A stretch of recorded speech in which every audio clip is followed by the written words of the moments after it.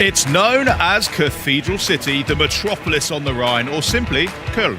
But for the next 4 days, a Brit like me would say Cologne is the epicenter of gaming, as hundreds of thousands of developers, publishers, artists and fans converge on this bustling German city for the biggest gaming event in the world. And of course, Xbox is at the center of it all, as me and my fellow Xbox On cohorts catch up with some of the minds behind the games making headlines and wish lists. Plus, we've got some Xbox news coming up that you're not going to want to miss. So keep it here as we bring you wall-to-wall coverage of the must-play games, updates and fan-favorite franchise coming to a PC, handheld or Xbox console near you. Speaking of Xbox consoles,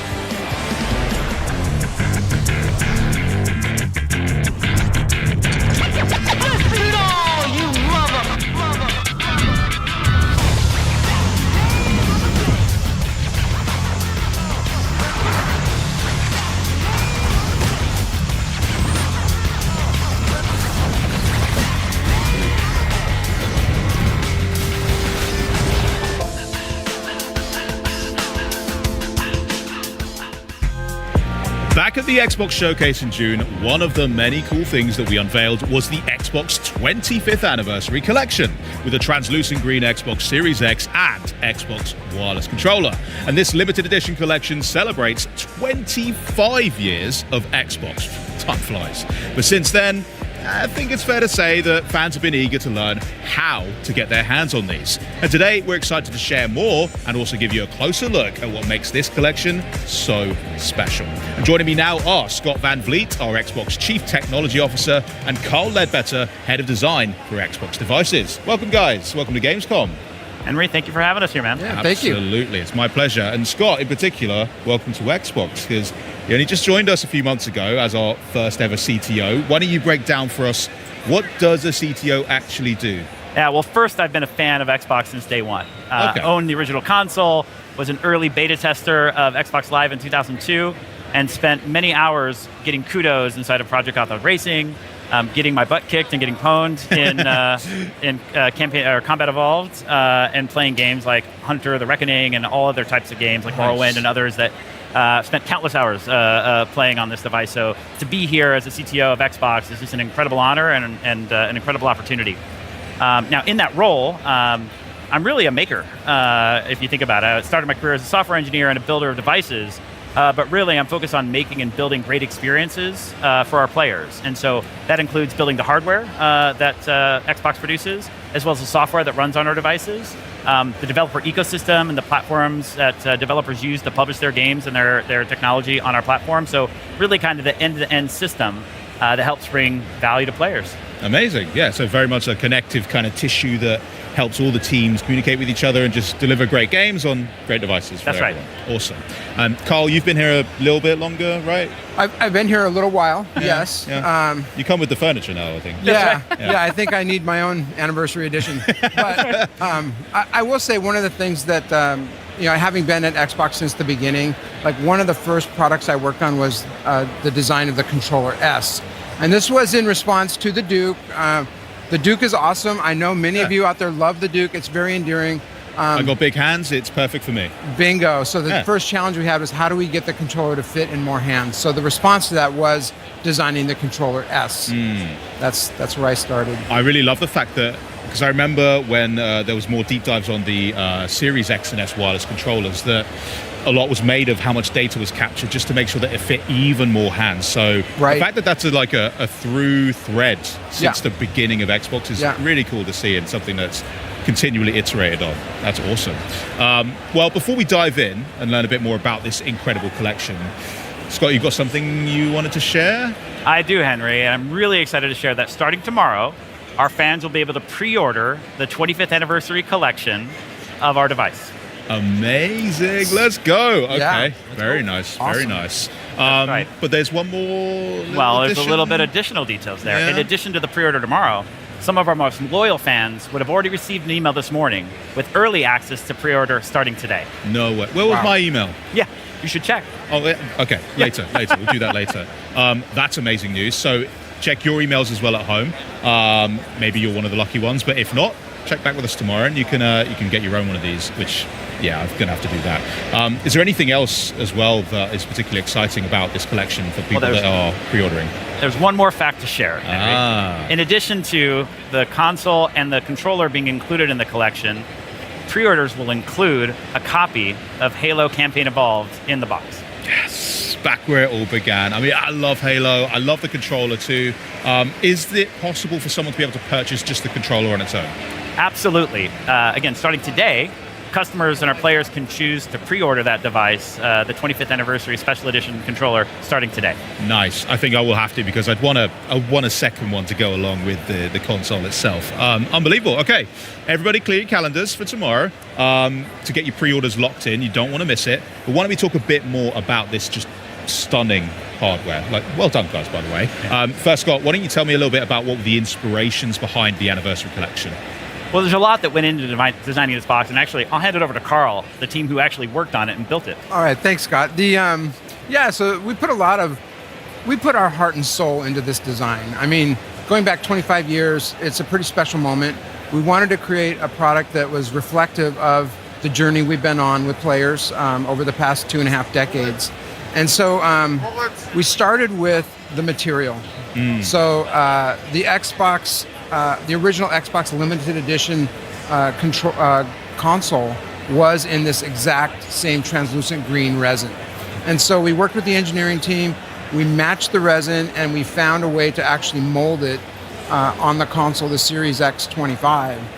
And we've never done that before. No, so we're kind of, building new product muscle with this one. So it's an exact color match. It's an exact match. Wow. And so we're really proud of being able to do that. There's also a number of Easter eggs on this product. I'm not going to give any of them away. Come on. Fine. That's up for you at home to, once you get this, just explore. You'll find some really special things. But I will say, for the people who are at Gamescom here, we have a special exploded view display of the Xbox Series X25. And on that one, you can see around the fan shroud, Master Chief's helmet. He's molded in. It's special. Sick. Do not do this at home. That's right. Do not take our word for it. Yeah, do not open the device. Do not open the device. But for those of you at the show here, you can check it out. We also did a few other things. And so you'll see on the front of the console, it has the branding, the Xbox 25. Yep. On the controller, we also have that. We also did something that we've never done before. So I'm going to turn this on. And you'll see that the Xbox button, we lit up the X shape in green. Nice. So this is a true homage to the original branding for the Xbox. And that's just something that every time you turn on the console is going to remind you of where we've come from and the journey we've been on together. Can I talk a little bit about the controller? Please do. Okay. I'm not going to stop you. Yeah, the team just went all out. So, we talked earlier about the controller S design. So good. How to make it more comfortable. Yeah. Well, that was a lot of inspiration there. So on the controller, you'll see the ABXY colors are the same: red, blue, green, and yellow. It has the branding, the Xbox 25. On the back, I don't know if you can see that, we have the original Xbox logo. That's nice. Yeah, so that's printed on the back. And then for those of you who know, the controller S actually had the ABXY, but it had the C and Z buttons. They were white and black, and those later in life on the Xbox 360 became the bumpers. So what did we do? We made the bumpers in that same black and white. It's like pulling on my heartstrings. Yeah. It's literally bringing me back 25 years. It's awesome. Oh, it's so Cool. wonderful. So that's just some of the design details that we did. We actually did one more thing. Oh? Never before done. So this console, each one will be laser etched and numbered. Unique. Yes. Yeah. That's sick. Oh my goodness. I can imagine already. People are going to be looking, who got the 25? That's right. Who got the 117? The 117. Yes. That's going to be a real chase for collectors. I love it. Love serialized. And you've absolutely nailed the design. As someone who's been playing from the OG Xbox, I didn't have a translucent green one. I had the black one. So this is a nice chance for me to own something that's a piece of gaming history and also just looks so sick. So congrats, guys. You've really done a great job. And if you are at Gamescom, definitely check out the exploded view. Super cool. I'm kind of intrigued if I could get one like that and then maybe just put it together myself, because I'm a bit of a tinkerer sometimes, but I'll let you know. Well, it's been an absolute pleasure having you here, guys. Thank you so much for sharing all those details about the Xbox Series X 25 and, of course, the Xbox 25th anniversary controller as well. I'm not kidding. Get that reminder in your calendar so you don't miss the pre-order window. But hey, maybe check if you're one of our most loyal gamers and you got that early access email as well.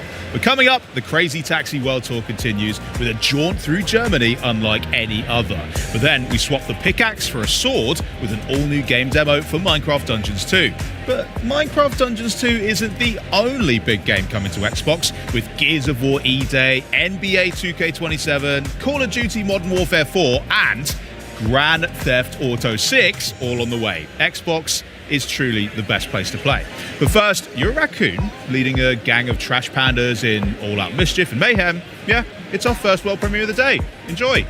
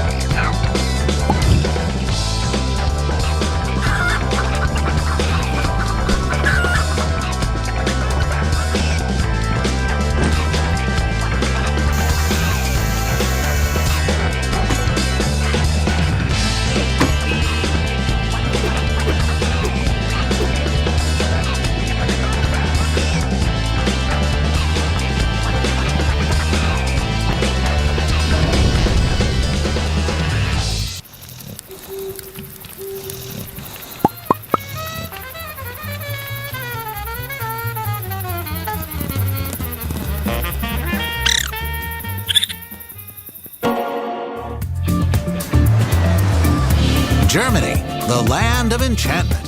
From the moment you land, you'll be met with breathtaking views, fairy tale vistas, modern amenities, and cities full of historical charm.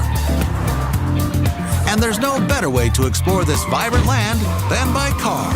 Experience historic villages, modern art, delicious sausages, fantasy castles, magical holiday markets, and pointier castles. The charm and atmosphere of the natural beauty is only beat by the colorful locals you'll run into along the way. These interactions can be quite magical. Naturally, no trip to Germany would be complete without a visit to the famous Autobahn. So, what are you waiting for? Explore Germany today. Auf Wiedersehen!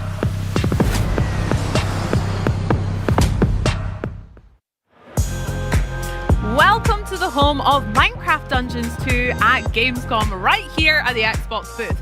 It's a beautiful scene with the seasons changing as fans wait their turn to get hands-on with the demo.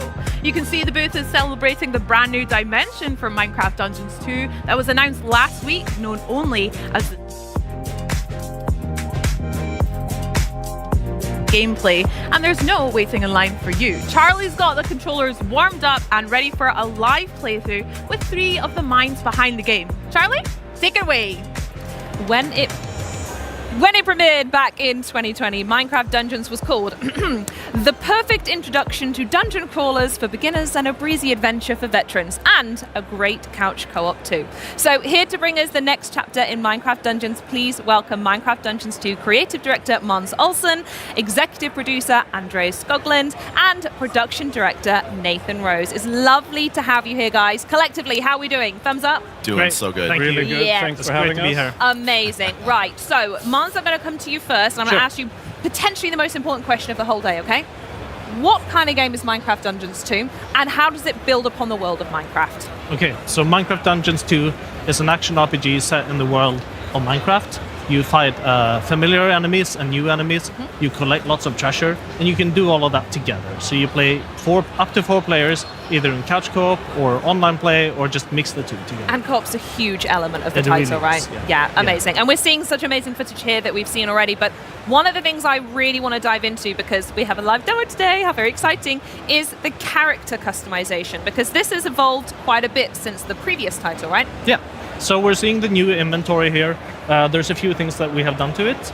The armor slot has been split up into 1 from the first game, into 4 slots. Love helmet, that. chestplate, leggings, and boots to Just match like Minecraft? regular Minecraft. Yeah, and just more loot gubbins to Exactly. pick up. More loot, Yeah. more ways to customize. Exactly. We've added a new item slot called talismans.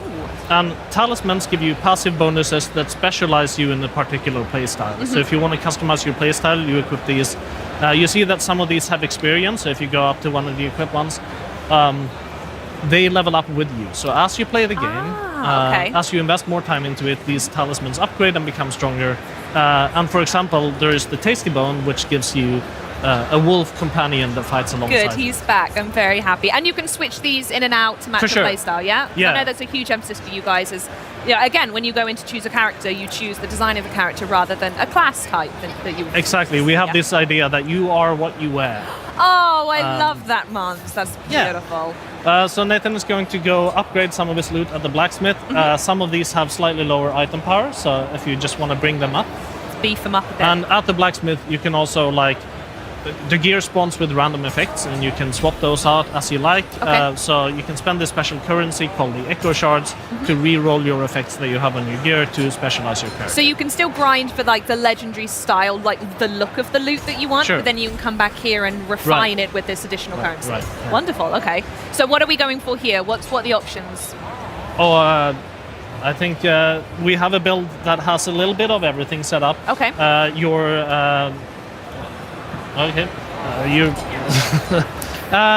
So the melee weapon here is unique. It's a very powerful item that has additional melee boosts of different kinds.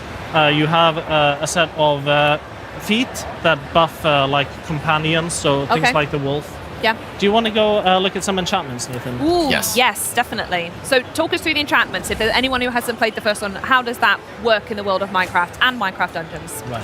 So to further specialize your gear, you can put enchantments on it. So you collect enchantment books out in the world. This is a change from the first game, Of course, yeah. where you had enchantments built into your gear, and now instead you collect these books and you can apply them as many times as you like to whatever gear that you like. So Oh, wonderful. Nathan, take your pick. Okay, I'm gonna go with Ender Mines on my main hand weapon. And what does that do? Weapon attacks deploy 2 mines that explode in proximity. Ooh, that does sound very good. Great ag control on that. And so now, whenever he does jump attacks, also new to the game, Ooh, okay. or combo attacks, swing multiple times, Ooh, that looks awesome. then you'll see these endermans pop up. And as a personal favorite, I could also see on the bar at the bottom that the firework arrows are back, right? They are indeed. They are my favorite thing. So I played this game obsessively with my family. It was the first game really that my daughter got into. With the couch co-op really came to us here. We even gave it a nickname. If you guys are interested in hearing a little, Please. maybe you can rebrand it. We called it Minicraft Dungeons. Oh. Let me know if it I love sticks in that. the office. No, it's I good, imagine it's good, it it's good, it's doesn't. good. But We'll yeah, adapt it. I loved it. And Should we head out yeah, into the world and if we get a can few make more my dreams players in? come true, All right, play let's it, join. that'd be great. So we're gonna travel to an outpost in the forest area here, and then I'll start. I'm gonna choose this guy. Beautiful. Okay, and me. Charlie. Here we go. I'm going to go for you. Lovely. and I'm going to pick a character as well. Beautiful. And here we go. Very quickly, that map was an interesting thing. Instead of going onto a specific place, the table, choosing a mission and moving over, this interconnected world is brand new, right? Right. Yes. Yeah, absolutely. Andreas, actually, do you want to talk us through any of the other new elements that are coming along?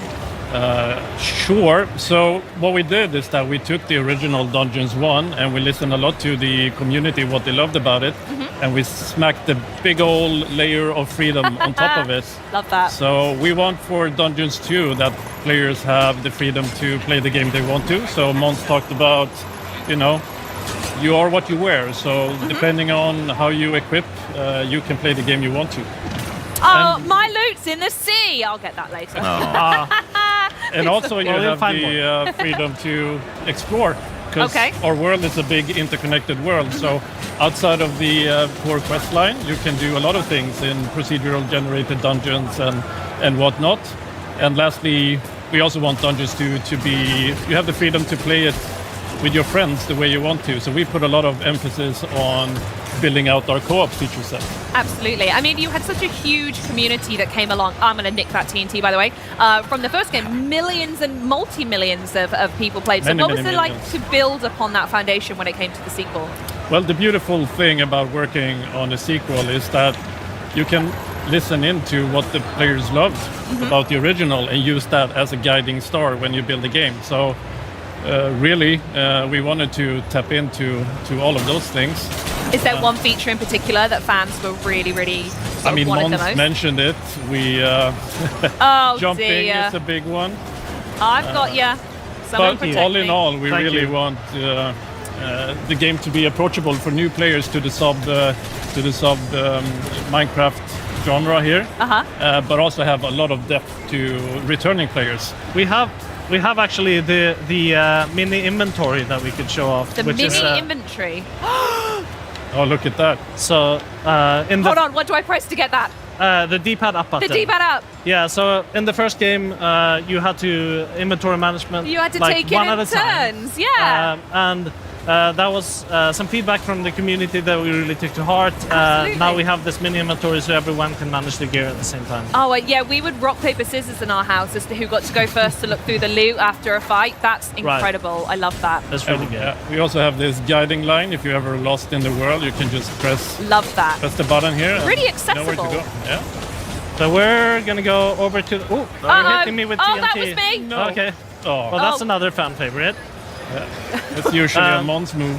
And another improvement in this game is if multiple people revive at once, you revive faster. So that Oh, was something amazing. we were doing there. That's really cool. I also wanted to ask as well, so I'm looking at what I've got equipped down here. What's this candle? That's the creeper candle. The creeper candle. So, like a creeper, it explodes. So you put it down, and then after a little while, it explodes, and it takes a bunch of enemies with it. Okay, perfect. Right, I'm going to test that up on the next adventure that we have. In fact, I'll tell you what. While I'm waiting for some poor innocent fool to put my creeper candle on, let's talk a little bit more about discovery and exploration and what makes this game as fantastic as it does. What's it like to expand this world even further for fans, Mons? So we just walked past this doorway. We didn't enter it, but that leads to a randomly generated dungeon. Oh, okay. And so you can enter those to find special currency, these echo shards that we use for enchanting and for upgrading the merchants in town. You can also get that currency by defeating soul corrupted mobs, one of which we see up here. Oh, it's this guy. Yeah, All right, I'm so definitely that's an dropping a candle there. Watch out, lads. Extra tough enemy, but once we get it, we should be seeing Nice. some of the special currency pop up. Oh, and well done, you we're all dings. collecting it. Great work. This is wonderful. Okay, and so we're just gonna walk up this tower and find the. Who's going to be up here? Well, let's see. Okay, all right then. Nathan, I wanted to ask you about the evolved co-op experience as well. We've spoke about it a little bit, and obviously we can see it on display here, but we mentioned it at the top. Co-op is such an integral experience to Minecraft Dungeons 2. Can you speak a little bit more about what that's like to bring it together and what it means for the title? Yeah, absolutely. A big change that was made between Dungeons and Dungeons 2 around couch co-op is the ability to join a online multiplayer game within a couch co-op group. So say if you're at home playing with your family and you have an open spot for another player, you can matchmake and grab another player from the internet to join your couch co-op party. Oh, wonderful. It was a that's big brilliant. change that was really necessary and something that our fans have been asking for. Yeah, I can imagine. Right, kill all them idiots. All right. Oh, this looks like what? Oh, the weather's not good either. No. Oh, dear. Well, I think we have one of those infamous demo bugs here, but Oh, no. it's supposed to be a big boss fight. And you've robbed me from it. That's fine. I will Yeah. have to wait and see it when it comes out. Nathan, do you want to take us to the forest and we can play some of the forest there? Yes. Oh, yeah, absolutely. So, yeah, let's talk a little bit about how we're going to get to the forest, the map, the world, how it all connects together while we're setting that up, please, Mons. This Right. stunning, by the way. Yeah, so we have this lovely map. There is things to do all over it. As you can see, there's like little indicators of side quests. Okay. In fact, actually, I think I've just been told that we can't see it here, but everyone, there we go. We do have a clip. We had a little practice on the boss fight. So actually, we can just talk over the footage and how good I am. I don't think, So talk us through. Who are we seeing here? Right, so this is the copper monstrosity. It's a really big boss fight that you encounter as part of the story. You're looking for somebody else, somebody called the Supreme Evoker. Okay. But actually, as you get here, you instead encounter this giant monstrosity to fight. And it's actually quite a challenging fight. This video is making it look easy. Because we're so good, right? But yeah, like it takes a beating. Yeah, I mean, it was a great fight. It was really, really fun. Yeah. And I felt like everyone, you're missing out. We had some great call-outs as well, everyone looking after each other. I've thrown the TNT and everything. So again, the co-op comes perfectly into there. So do we want to touch on where we've landed here? So back into the regular, or are we going to... Let's have a look at where this goes, actually. This was really interesting when we I think it's an interesting cutscene too. Yeah, talk to us about what we're about to see then. Right, so this is right after the fight. And we're seeing some of that quirky Minecraft humor in this cutscene. Yes, love that. I'm so glad you've kept that in. Yeah, we're picking up a note block, which is important to the story. We'll go into more details on that later, but as you can see, it's that easy to just... Laughing at him in the background. Is there any symbolism with the music box? Oh, there is. Yeah? Yeah, but we'll get into it at a future date. All right then. Well, on that note, talking of a future date, Minecraft Dungeons 2 does launch next month. It's not that far off, guys. I hope we're all excited. Yeah. Are there any last thoughts you wanted to share with players before we wrap up? I mean, saying we're only 1 month out, I think this is a brilliant time to also pre-order our game. Because it comes with a lot of really nice, items you get with pre-order. I mean, look at this cape. Cape is beautiful. Look at the chicken. Look at the chicken. Yeah. That's the sole chicken pet. Oh, I love them. Oh, so sweet. So this comes as part of the pre-order bonus, as you say. Yeah. So pre-order now, get these things, and we'll see you all in a month. I'll meet you in the interconnected world. I'll be jumping in all your lobbies. Well, thank you so much for joining me today, guys. This was absolutely fantastic. Good luck for the rest of Gamescom as well. And yeah, thanks again for walking us through this demo experience. But coming up, it's the day that changed everything. The most important event in all of Gears of War lore. And we're not just talking about the long-awaited reunion of Marcus and Dom. We've got the latest on the campaign and what Gears fans should look out for when Gears of War E-Day drops later this year. But first, let's keep the party going with another world premiere. Know you what it is to behold the world's ending?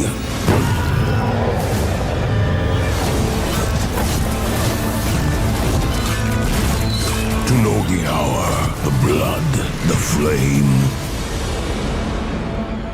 I do. Odin is waiting in Asgard. You shall be my final wager. To save the 9 realms. Wield the powers of the gods. Twist fate with the throw of your dice. You are the last vanguard against Ragnarok. The defenders of... Huh? Oh, it's hard to do it alone? Then rise in Valhalla. Gather your brethren and fight together!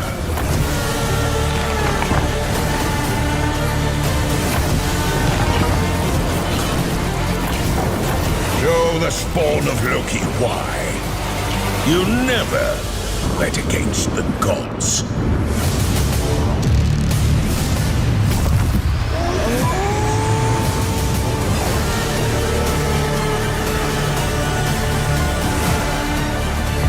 Well, it's a big year for Xbox, and we've got a lot going on here at Gamescom. We're celebrating 25 years of gaming, which is apt as we've got 25 games on the show floor here and more than 40 games in this show for all of you at home to enjoy. We've got hands-on gameplay and looks at some of the most iconic franchises in entertainment. And here with me today is Xbox's expert on the next generation of new tech, No, I think I prefer him by his other title, Master of Beards, none other than Jason Ronald himself. Welcome, Jason. How are you? I'm great, and I'm so excited to be here at Gamescom. Thank you so much for having me. No, of course. You've been to quite a few now. Is this number 10, right, for you? Yeah, I love coming to Europe, and, not only is it Europe, but Germany is so important to everything that we do.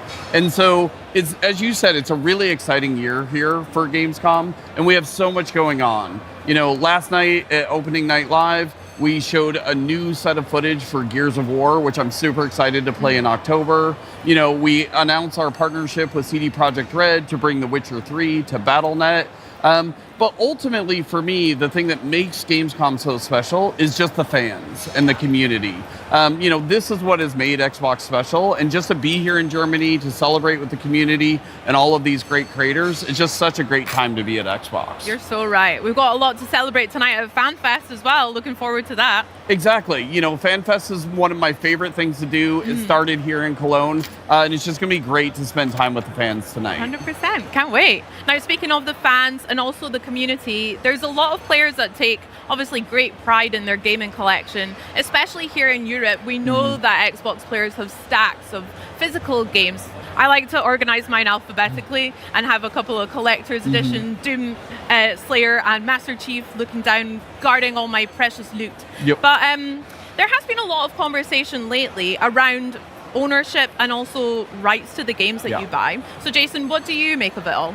Yeah, very similar to you. Like, I have a large physical collection. I have my own collector statues. Heck yeah. So today we're bringing a new feature to bring all of the benefits and the flexibility of digital to players who have physical games. Because players have built their libraries of games with Xbox over the last 25 years. Many players, some have bought physical discs, some have bought their games digitally, and many of these games work across multiple generations. And even as technology changes and formats change, your library shouldn't.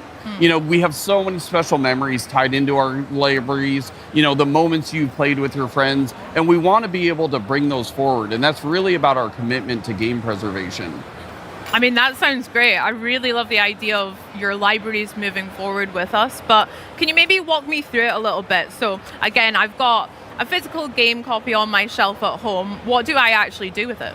Yeah, it's really, really simple. So most Xbox One and Xbox Series X titles support this. So all you have to do is just put the disc into your console. You'll be prompted to redeem a digital license, and that digital license will be tied to your account.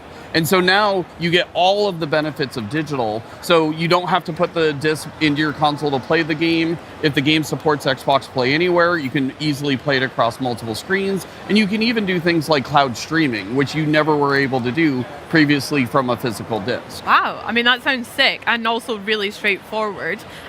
You mentioned just then about supported titles. Yeah. What do you mean by that? Yeah, so we're launching with support for thousands of games, and we'll add more over time. And this is part of why we're launching it with the Xbox Insider, so that we can start collecting feedback, and you'll see improvements over time. But this is really just, when you think about working with thousands of games across 25 years of Xbox, very similar to how we brought the original Xbox games to PC. We're just really focused on giving you more flexibility and giving you more ways to play the games that you've bought from Xbox over many years.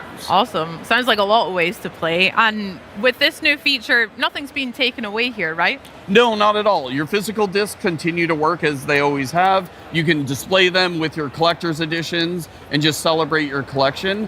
And it's really about adding more flexibility and providing more choice for you as a player. I mean, I love that. You mentioned having a collection that spans loads of years. I know for sure I've got a game or quite a few that I would never ever want to get rid of. And as we approach Xbox's 25th anniversary, what are you hoping that players take away from this? Yeah, for 25 years, players have invested in Xbox, and the players have really been what have made Xbox special. And so we're really focused on how do we honor that as we think about the next 25 years of Xbox. And so we just really view this as another step in making sure that your library is protected. It can move forward with you as technologies and formats change. And we're going to continue to invest in game preservation and adding new capabilities just to make sure that your library continues to get better as technology evolves. Oh my gosh, sounds awesome and also very exciting as well. Well, Jason, thank you so much for joining us and sharing that with us today. And for Xbox Insiders, this feature begins rolling out next week on August 31st, with more details available on Xbox Wire. Coming up, it's the first emergence of the Horde as we catch up on the latest from Gears of War E-Day with the team from the Coalition. But first, it's time to sharpen your swords and brush up on your knowledge of ancient China. Where Winds Meet, an open-world action RPG, is sporting a new expansion, sure to delight fans everywhere, so take a look. The black gold is in there. Let's go.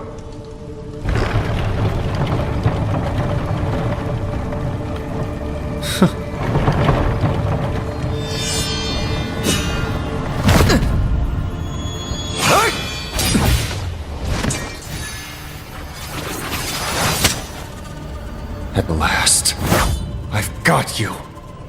It seems those fools let you slip away.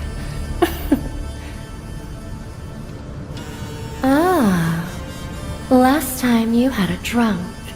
This time a cripple. Last time, you ambushed us. We were outnumbered. Today, we set the trap. Knowing that the Lodestar Swordmaster wanted the black gold, how could I not be ready? Ever since that day, my only goal has been to find you. And to kill you myself! After all this time, you've still learned nothing. Serving yourself up like this, what a tragic waste of poor Han's sacrifice.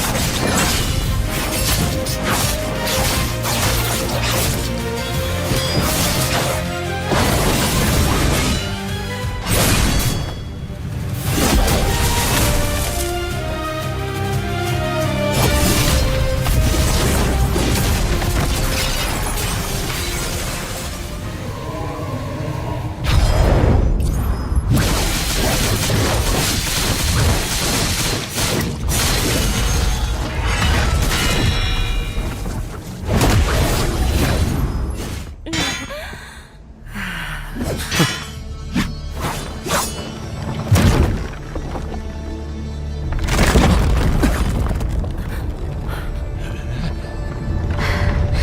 Skyward City is moving. Artificers, what do you want? Huh? I see now.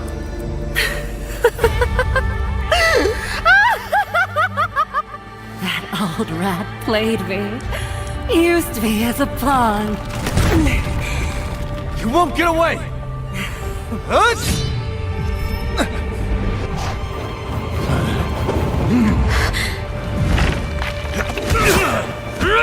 If we take flight, the black gold will destroy the city.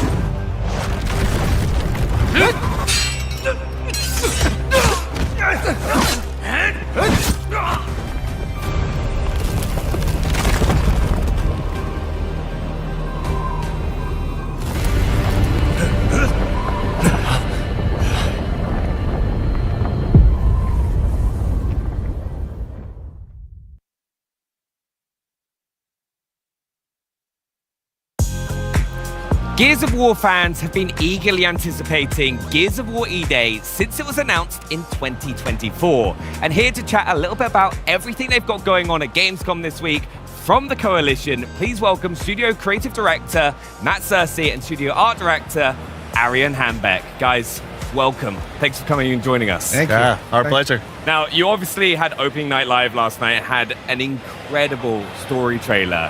Can you tell us a little bit about that? Yeah, that story trailer, obviously, when we craft trailers, it's a bit of a love letter to the game, to the fans. And with that story trailer, we really wanted to show off some new elements from the campaign we haven't been able to share yet. Obviously, Vrak at the beginning, but also our story is about, the origin story of Dom and Marcus from Bravo Squad, but there's so many more characters in our story, and they all have character arcs as well. So we got to show a bunch of people that are there fighting alongside you in E-Day. Yeah. Now, you mentioned Vrak, right? Can you tell us a little bit about him? Because he looks mean. Yeah, he definitely is. Yeah. So Vrak is a Locust commander, in the Locust army. If you look closely, you can see that he's got a lot of shit going on his face. He's missing an eye. He's got burns on his arm. So all that happened during the Lambent Wars. So he's seasoned.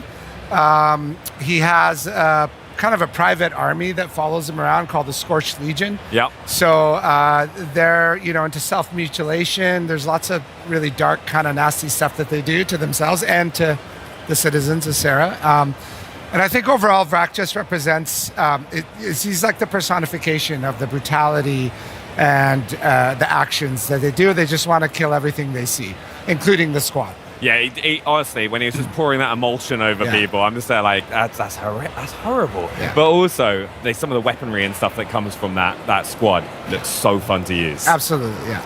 Now, campaign is a huge focus here at Gamescom. We've got it on the booth over here. Can you tell us a little bit about what people are going to be able to play when they come and play on the booth? Yeah, for sure. So we have a little bit of our beginning of Act 2. So it kind of starts the morning after E-Day. The squad has just come together, armored up, and they get sent on their first mission. So we get to play a bit of that. It's got this classical kind of Gears.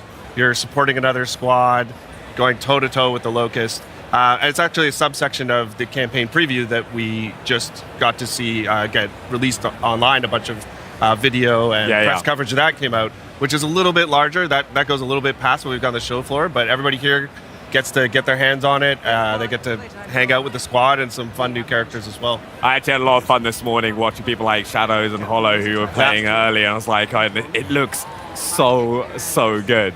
But all through the background of this mission, we can see a lot of the kind of details of the city of Kelowna. Can you tell us a bit about what people are going to be able to see around the world to kind of really help build that environment? Yeah, absolutely. So for the first time ever, you're playing a Gears game in a city that is alive. Yeah. Every other game has been destroyed. Everything's been destroyed. So that provides some really interesting opportunities and challenges. We really need to think about what was happening in the place when this event happened and life just got suspended, in one shot. So I think fans, when they play the game, they're going to be able to there's lots of storytelling from something simple as a piece of paper on the ground, what's written on it, to what's, there's a meal that someone was eating when the locust came out of the ground, to more complex set pieces where there's a bunch of dead bodies and maybe they got dragged somewhere. So I think, it does pay to slow down just a little bit while you're playing the game and look around and just really take in all the detail that we've really loved putting into the game. You can also see in shots like that where you get glimpses of this whole city, which we built. We built the whole city, which is really cool. And there's this battle going on everywhere, right? So you see helicopters go by, you crisscross with other squads, which is what's happening in this mission. Just this kind of vibe that there's always a battle sort of raging across the city and you're just weaving your way through it. Yeah. I think also one of the things we do have to touch on, and you'll see this throughout the gameplay you're watching, it's like the destructible environment. It looks incredible. Yeah, for sure. Gears has always had destructible cover in it. We've taken it to a few different steps here. You see some larger buildings come down at different moments in the game, just to make you constantly realize that not only is the immediate area around you, having a battle in it, but the entire city, whether it's a block away, you can hear gunfire, you see a building come down, you see a little block of a street go down. It's all happening live as you play the game. Now, everything we're watching right now is single player, but Gears fans always want to know about co-op. Yeah. Can you tell us about that? Yeah, of course. So co-op is near and dear to our hearts. I think it's one of the unique things that Gears has sort of woven into every part of it. Our story is about squads overcoming overcoming the odds together. We've got modes like Horde Siege that are about multiple squads of 4 coming together. Of course, we've got PvP, which is 4v4. So campaign's got 4-player online co-op. Amazing. 2-player split screen on console. All 4 players in the squad are playable, all 4 characters. And I think it's one of those games that it plays great on its own, but it just sort of comes to life when you're there with a friend, your ride or die buddy, like Marcus and Dom. A lot of our mechanics sort of come to life a little bit more in terms of our enemies, obviously DB&O and a bunch of other stuff. It's a great experience. Yeah, you see it a few times, like if you get downs, like Dom coming to save you and stuff like that. Yeah, different kinds of it, right? We have the rusher enemy that'll pin you, and he'll be on top of you so your buddy can come and stab him in the neck, or if you're playing with someone real, they can shoot him from far away. There's all sorts of examples like that. Yeah, I'm so excited to hop on with the rest of the Xbox On team. There's all 4 of us kind of flying our way through. It's going to be a lot of fun. But one of the other things in what I really like about Gears is there are multiple ways that you can approach scenarios. Like this is a bit more of a linear mission that you've said in the past, but what ways are people going to be able to approach different situations they're going to come across? Yeah, so this is definitely a little bit more of a linear mission, but even within this mission on this bridge, we've added a bunch of verticality to the game. It opens new flanking routes, you can climb up cars and trucks. And then this mission specifically, the beginning of Act 2, is sort of leads into this other part of Act 2 on the other side of the stadium that you catch a glimpse of in our campaign preview, where the world opens up a little bit. We give you access to multiple city blocks. There's a bunch of battles, like I said, going on different corners. You're always on your main objective.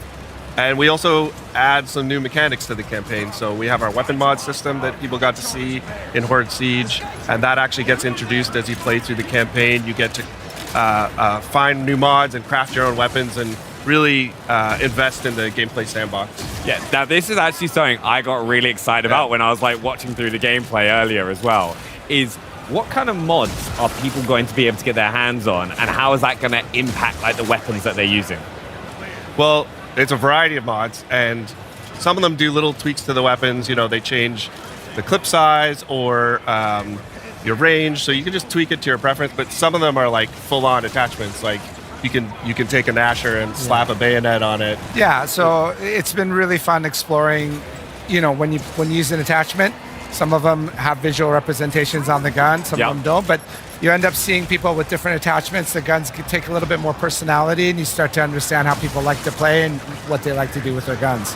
Yeah, I also like it goes for the gear as well, isn't there? Absolutely. Yeah. And how are people going to be able to find those kind of mods to upgrade their equipment? In the campaign, that's where the open sections really sort of come to life. There's a variety of ways you can get it. It pays to explore this game. Arian was talking about There's a ton of environmental storytelling, but we've also hidden stuff around the world, collectibles, mods.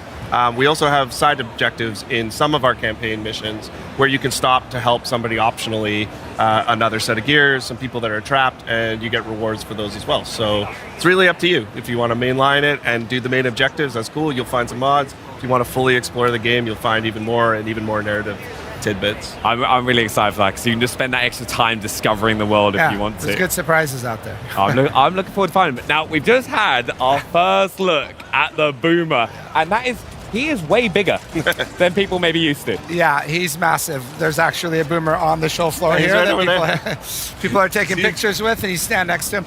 So in the game, the Boomer's 9 feet tall. This is quite a bit bigger than the Boomer's traditionally been in Gears. This goes back to this idea where we wanted to take the things people remember and amplify them a little bit. Yeah. And then it also introduces fun ways for him to enter the battlefield. There you can see he breaks through this big truck, this tanker trailer that causes a bunch of fire and explosion, but he also doesn't fit through doorways. So if he's coming through a traditional door, he has to bust his way through. Oh my! So that just makes it a little more exciting when he makes an entrance. Yeah, you're like, oh, I'm fine. He's 9 foot. He can't get through here, and he just smashes it through. Yeah. No, I've got to say his weapon as well, because we all know the boom shot. Yeah. Right. This is like even bigger. It's a bigger boom shot. Yeah. Like the Locust, when we were going back and looking at revisiting old weapons, we always wanted to see if there was something else we could do.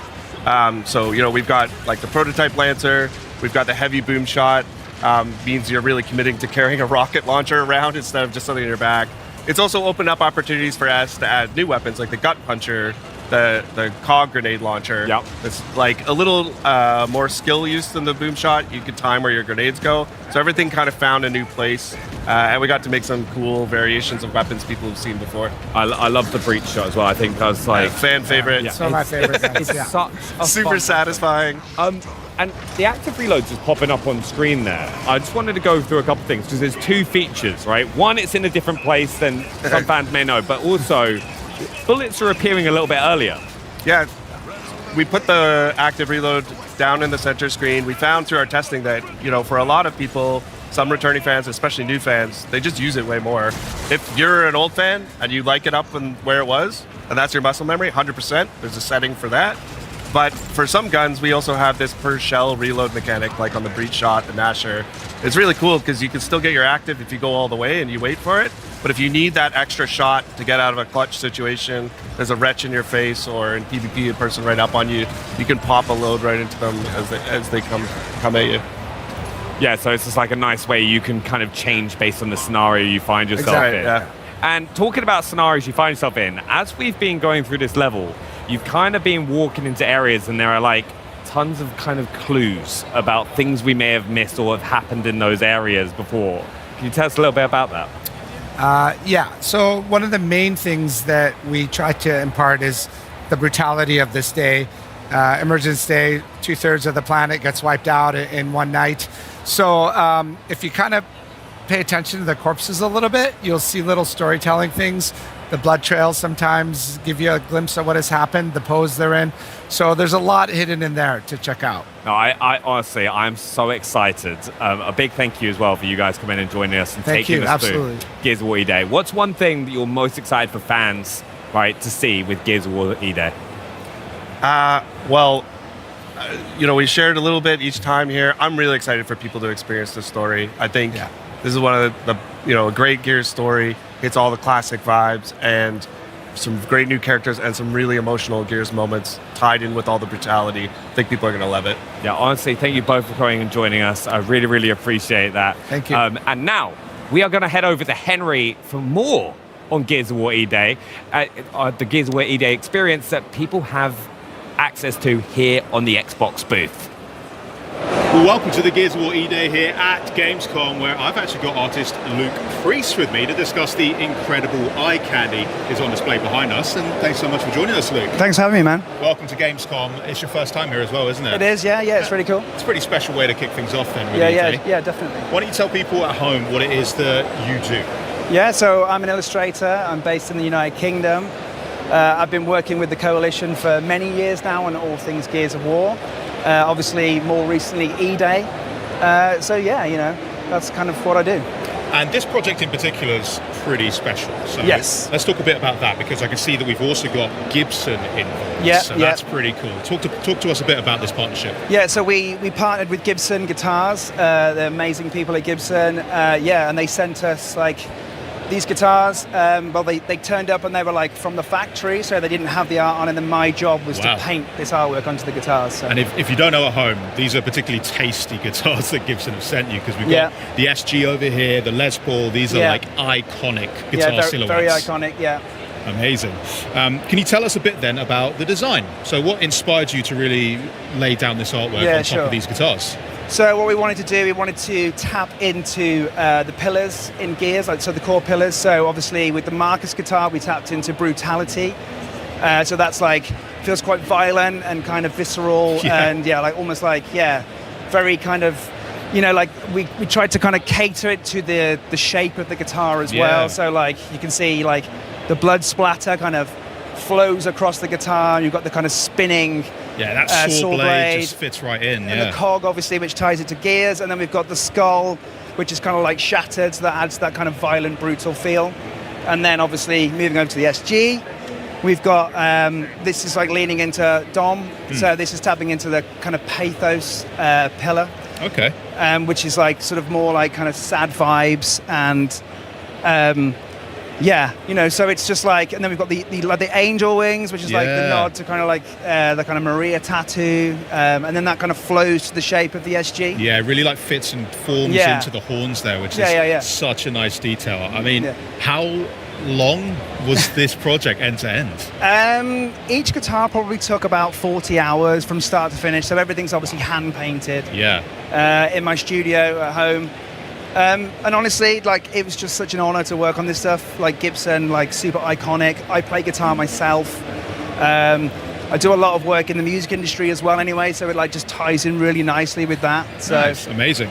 So yeah. But beyond the guitars themselves, and we'll get to the controller in a sec, I do want to tell people it's not just for show, because you can actually get your hands on either one of these amazing guitars if you head over to the Gibson Instagram page and you check out their announced post for more details on how you could potentially win one of these. And people here can also scan the QR code if you come down to the Xbox booth if you want to learn how to win one of these incredible, just beautiful pieces.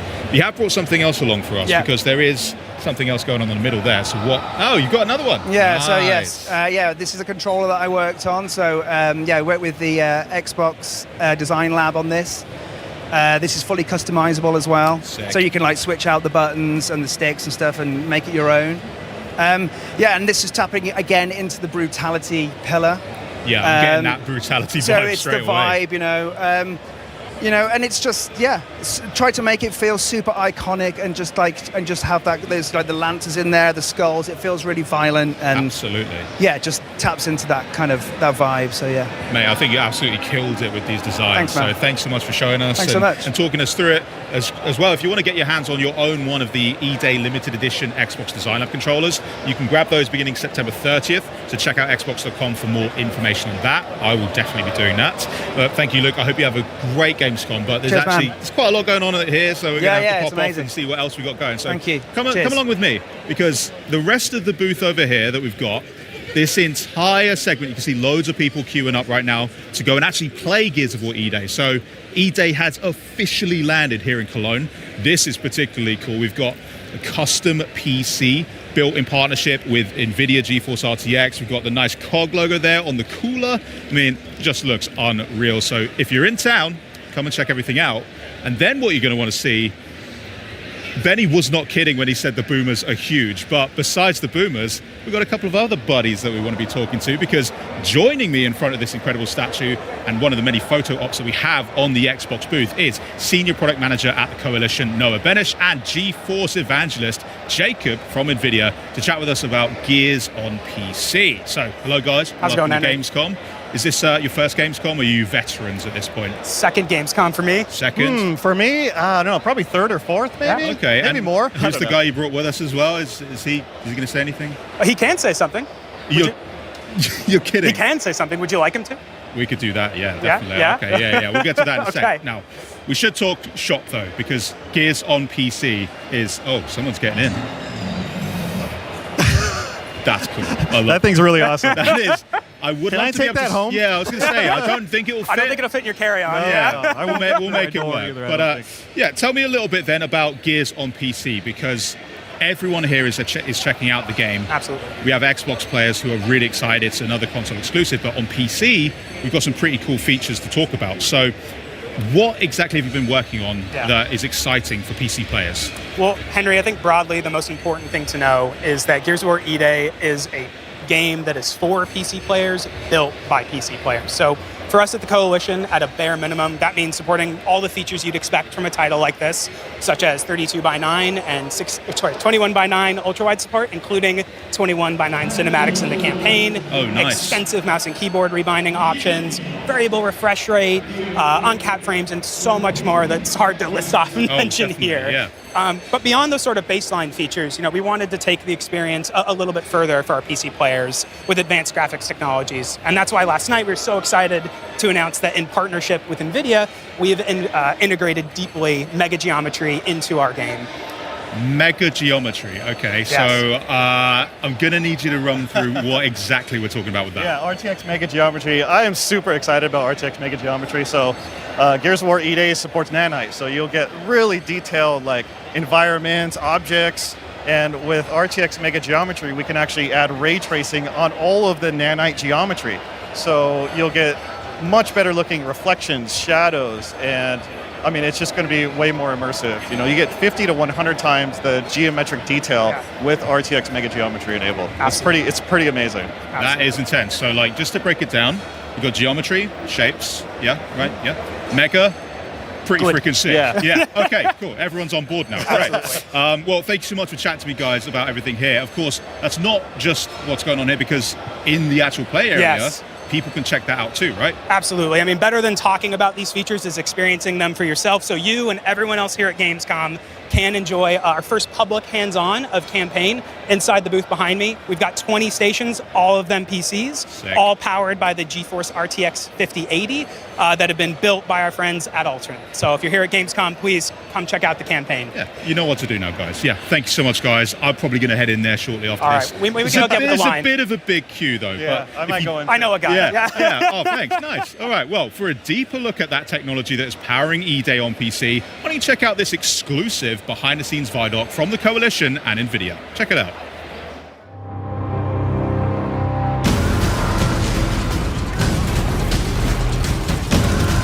Gears of War E-Day is the next game in the Gears of War franchise. It's the story of Emergence Day. It's going back to the beginning, when the locusts first come out of the ground and start attacking. It is also a game that has been built from the ground up on Unreal Engine 5 with all new art and all new systems to push visual fidelity to a level we've never achieved before. Gears of War is probably best known as an Xbox franchise, but the PC has always been a very important platform that we're using to bring the most we possibly can to the game. The PC community is incredibly important to us. I, myself, am a PC gamer. I've been making PC games for my entire career, and we've built this game with a PC mindset.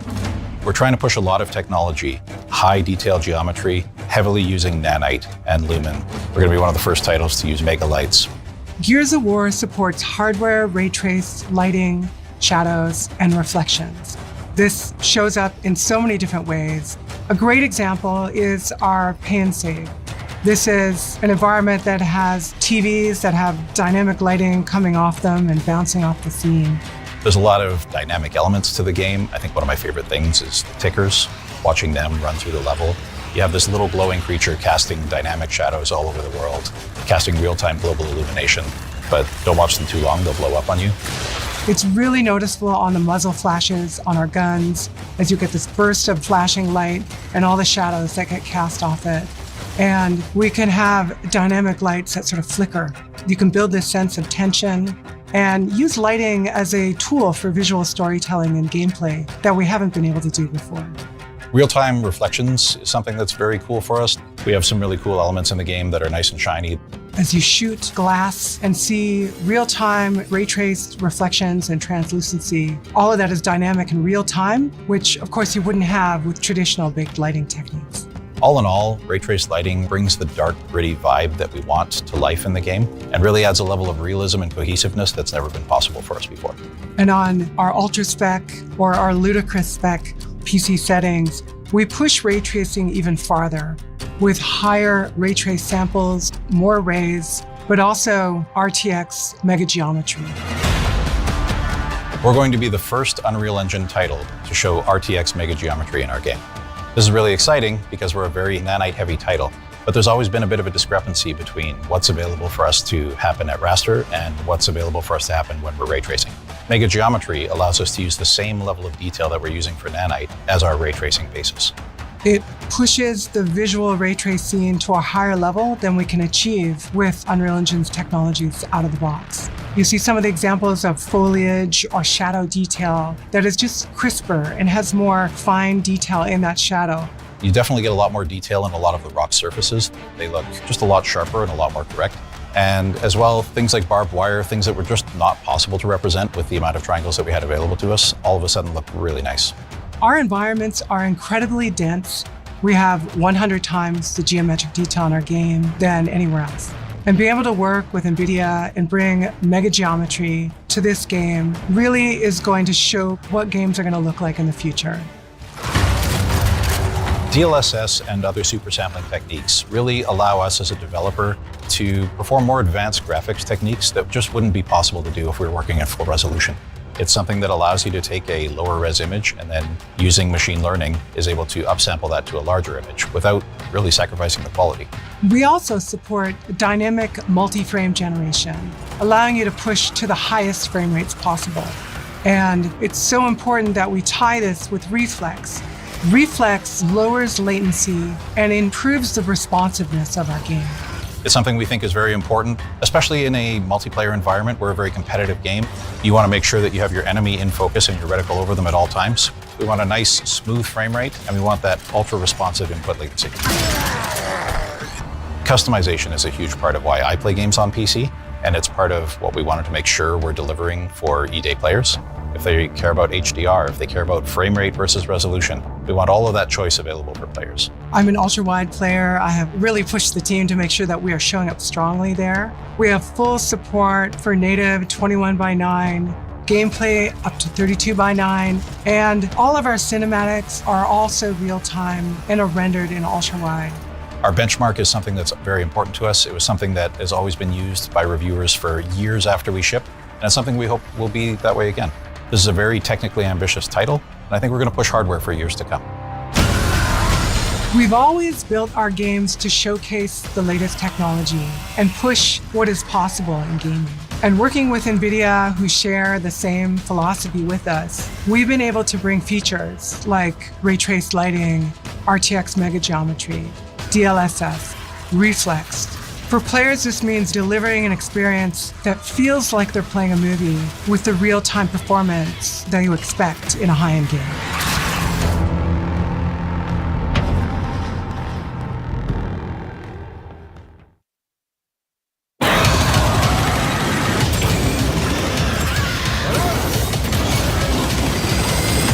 Welcome back.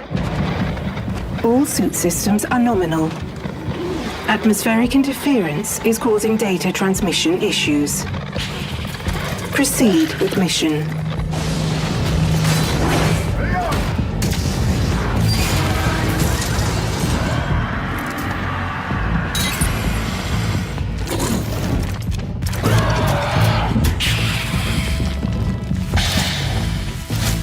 Alert. Power output unstable.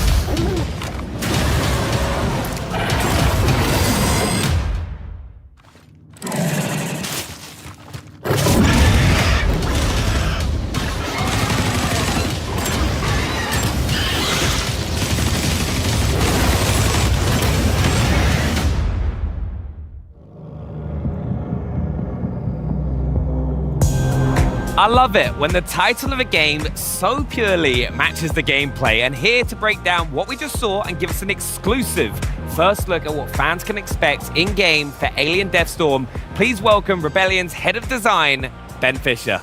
Welcome. Hiya, how's it going? Ben, it's so good to see you. I mean, it feels like only yesterday we were hanging out at the pub, chatting Atomfall, and it seems that you and the team have been pretty busy since then as well. Yeah, I mean, it's great to work on a load of different games at once, but we learned some cool stuff from Atomfall about sandbox freedom and giving the player non-traditional ways of doing objectives. We've fed that straight into Alien Death Star. Ooh, I love that. Now, on that topic, Atomfall, congratulations. It's been a huge success for you guys at Rebellion. I hear it has a lot to do with maybe Benny and I's characters' face scans in the game, but you know, I reckon so, yeah. We won't take too much credit here.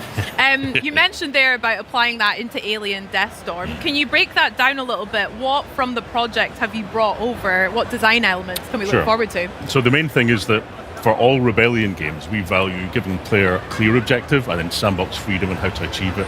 Sort of systemic game design, that sort of thing. We don't usually choreograph specific gameplay experiences, but build a possibility space for the player to take control. So exactly that same stuff has come across to Alien Deathstorm. The new challenge for us has been combining that with horror gameplay, because horror gameplay is normally quite handcrafted, but I think we found a secret formula that really makes it happen procedurally. It's very exciting. Secret sauce, very exciting. Nice. No, I'm really excited to see it, so should we get started? Wait a minute. No. Right, now I'm ready. What the heck is that? You'll find out very soon. little hint in the trailer, but should we hop into and check some gameplay out as well? Let's do it. Let's do it. Oh, hold on. It will come up. Ah, here we go. Now, this is the Megastorm in full swing. What are we doing here? So you play as an engineer who's been called into an off-world colony. The colony's gone dark, there's no signals coming from it. You think you're there to do a repair job to help sort the colony out, and as you explore, you discover that people have gone missing, the situation's getting worse, you're trapped there, and it's a desperate fight for survival. Now, the game balances, like I said, the combat intensity of like a sort of horror shooter with investigation and discovery. So you're, as an engineer, you're kind of exploring the situation, finding out what's happening, and as you do so, the storm is tearing the place apart. So you're fighting to survive at the same time. Nice. Can you break that down a little bit further? The engineer's role, that's a pretty specific choice there. How does that come into play with gameplay? Well, we wanted to give you a framing that meant that you felt like a sort of an everyman doing your best to survive. So you arrive there with a load of tools, including this giant sort of hammer here, you know, to do a bit of percussive maintenance to try and get the place up and running. So instead of doing traditional objectives where you're told exactly what to do, instead we've got a system that we call Squire that you use to kind of diagnose the situation and figure out what's going wrong.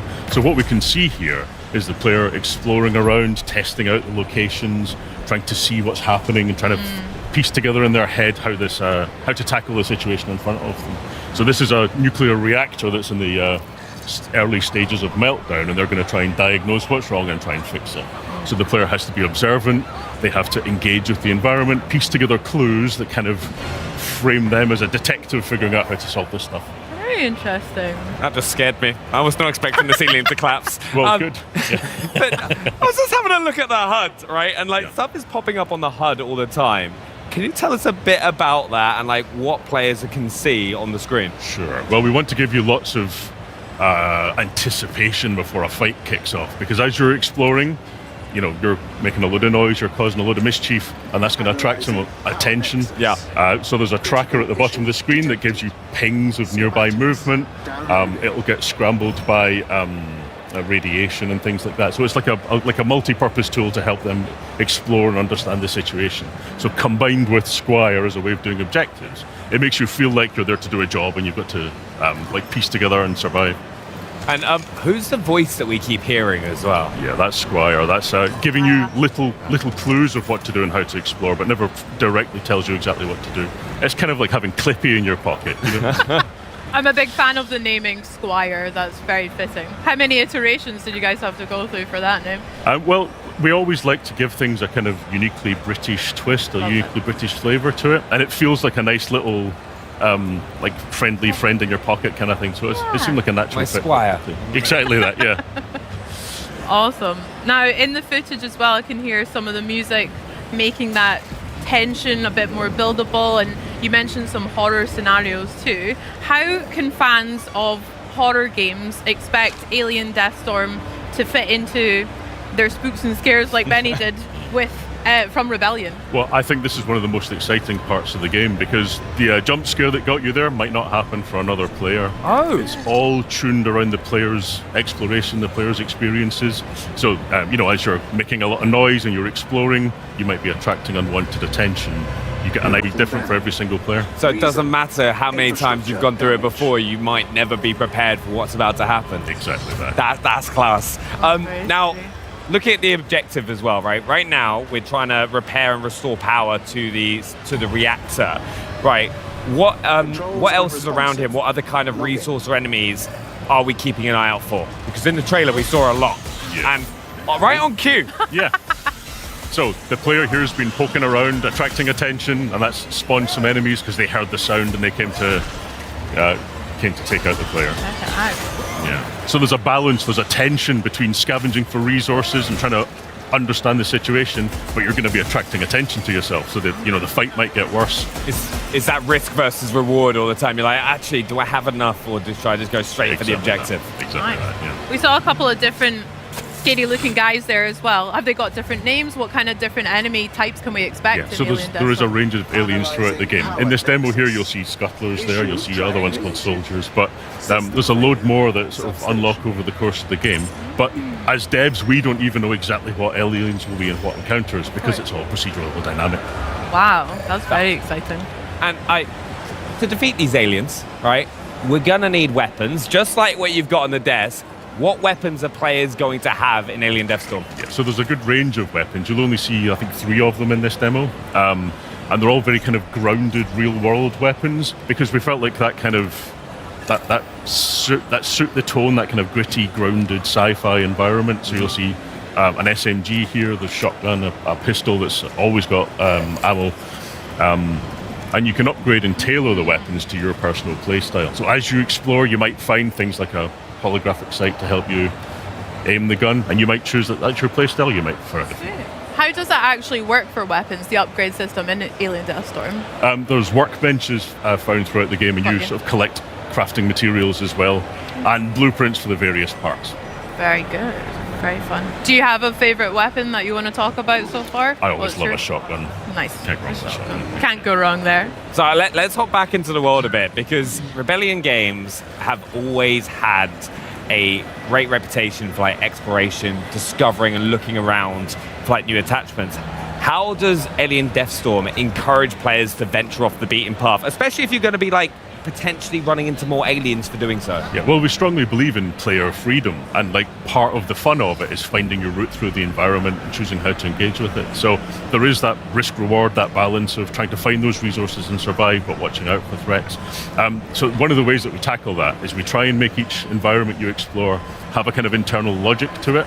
So this is like a space reactor, and I don't know about you, but I've never been to a space reactor myself. But we try and make sure it's got a kind of clear signposting, clear exploration, so that you can either explore everywhere for resources, or you can sort of get a quick understanding of how you're supposed to explore. But we leave it completely up to the player. No, I always love going on exploring, because it's like an Atom Force. I spent so long trying to search for Morris's hairline, which is just, I can't, my character was made bald as bald can be. I don't know, it's pretty accurate. Sorry, that was hard. I mean, we've got aliens, we've got nice alien guts to look forward to as well, but what other challenges, like that one, can our players look forward to? That was class. Yeah, all the best games have got a white visor button, right. So, you saw that there, but also if you're out in the storm getting pelted by the elements, you might have to wipe to be able to see what you're doing as well, which can lead to some really tense, exciting gunfights where you're trying to juggle visibility while shooting the aliens and trying to survive. So it's all about that kind of immersive, gritty, make you feel like you're really in the suit. Yeah. That was something about Atomfall that we really enjoyed, is collecting just everyday items that really grounds maybe the players, or especially for me, it feels like that. So having to deal with a lot of nuisance you wouldn't normally in real life or in video games is nice touch. Very good, Ben. It's also very helpful for putting together a cool trailer as well. It's the perfect transition. Yeah, nice swipe transitions. Now, Now, we've said this a few times as well, like, as we're getting into these fights and the weapons that we're using, what else helps make each encounter unique that you're running into? Because you've said a few times that you never know what's going to happen. Yeah, so behind the scenes, as well as the player kind of making a load of noise and exploring, we can fine-tune to encourage encounters in certain situations, to kind of build set pieces a little bit. You know, there's a balance between dynamic and making sure that you'll have those high points. But we absolutely don't know with each time what encounter you're going to hit. All of the spaces are designed so that no matter what kind of encounter you get in them, it's going to be an interesting fight. And as you blend different kinds of aliens at once, your strategy has to become much more complicated. I bet that must be quite a challenge when there are a variety of them around like this, swapping weapons or tactics, etc. Yeah, so a lot of the fun in the game comes from splitting the player's attention between trying to solve the puzzle of the environment and then having to deal with unpredictable aliens coming from every direction. Can we get into a little bit as well, like some of the equipment that you have access to? Because we just did a stim there as well.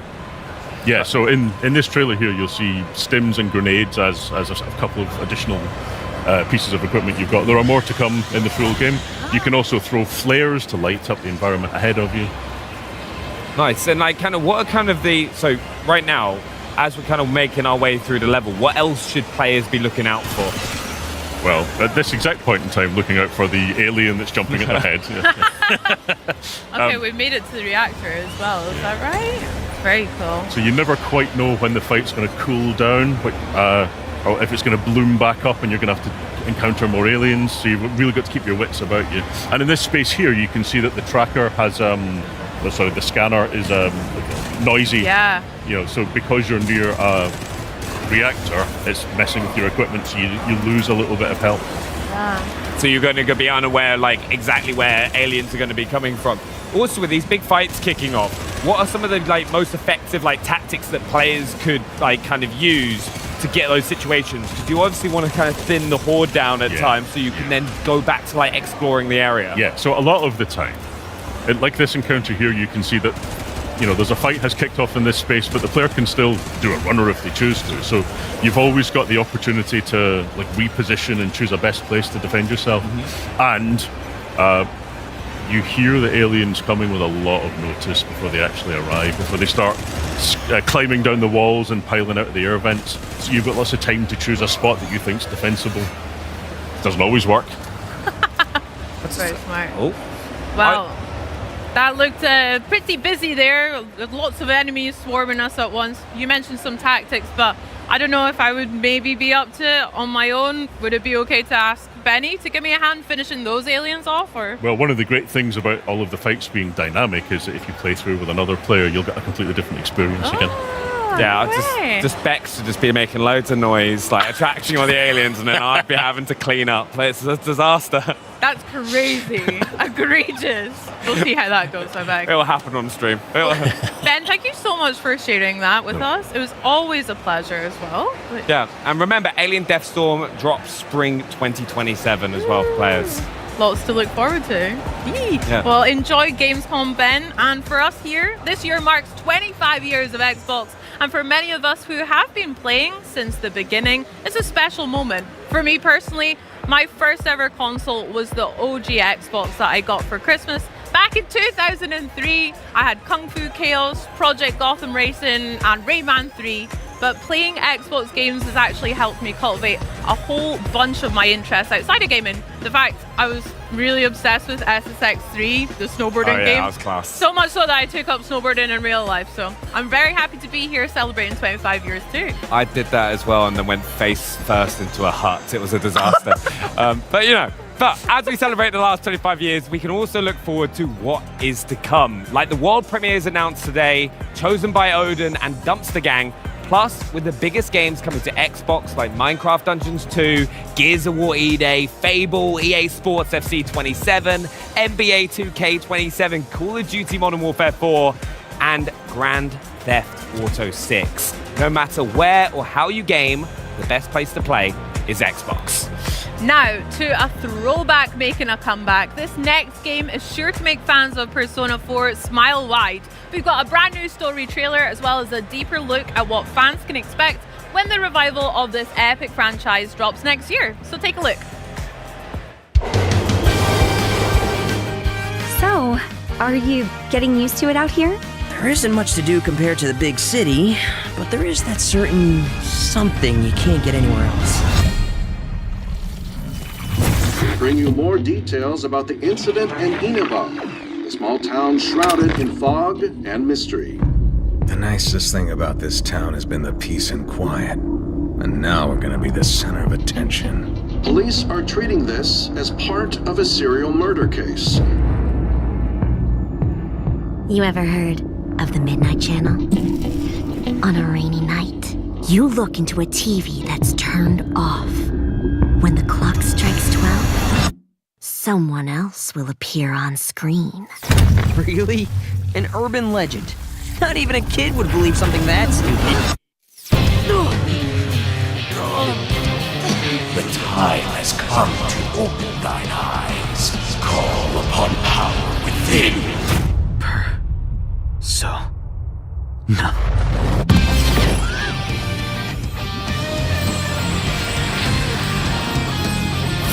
End it!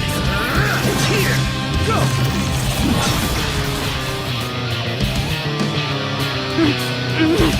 No! Who are you? I'm your shadow, and there's nothing about you that I don't know. I don't believe you. You're not me! Doesn't it seem like that world in the TV has to be related to Senpai and Yamano's deaths?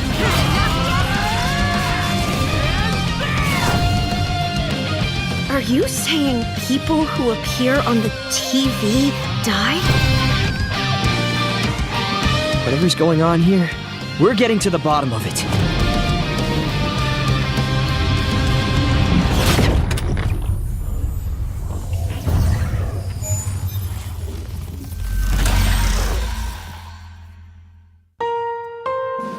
皆さんこんにちは。ペルソナスタジオゼネラルプロデューサーの和田和久です。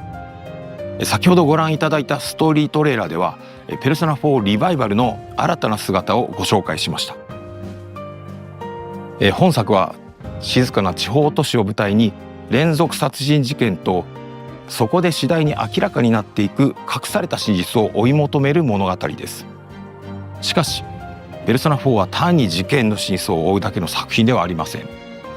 その根底にあるのは人と人とのつながり、自分自身についての真実を見つけていくこと、そしてそうした絆の中で紡がれていく人間ドラマを描いた物語です。Someone in town is definitely kidnapping people and throwing them into the TV. これらの対比こそがペルソナ4を特別な作品にしています。明るく青春に満ち、思わず笑みがこぼれるような親しみやすさや人との距離の近さを感じたかと思えば、次の瞬間には不穏な空気に包まれることもあります。稲葉の温かな日常があるからこそ事件の謎はより強く心に迫ります。そしてその事件を取り巻く闇が深いからこそ仲間と過ごす何気ない日々がよりかけがえのないものとして感じられるのです。シリーズ未経験の方にとっても本作はペルソナというシリーズを最も象徴的に体験できる作品の一つです。地方都市で高校生活を送り、人々との出会い、関係を築きながら一日一日をどのように過ごすかを選択していく。そして日常の裏側にはテレビの中に広がるもう一つの世界が存在しています。そこで仲間との絆が力となって、自らを支える大きな武器となります。Trust me, we know you can push your limits. 日常と非日常を行き来するこの構造はですね、ペルソナシリーズの核となる要素です。そしてペルソナ4ではその体験がさらに深い謎と結びついています。It's the picture we took the other day with all the other part-timers. この物語が描いているのは人が心の奥に隠しているもの、目を背け続けているもの、そしていつか隠し続けることのできなくなった真実と向き合う瞬間です。こうしたテーマこそが今なお多くの方々に愛され続けている理由の一つだと思います。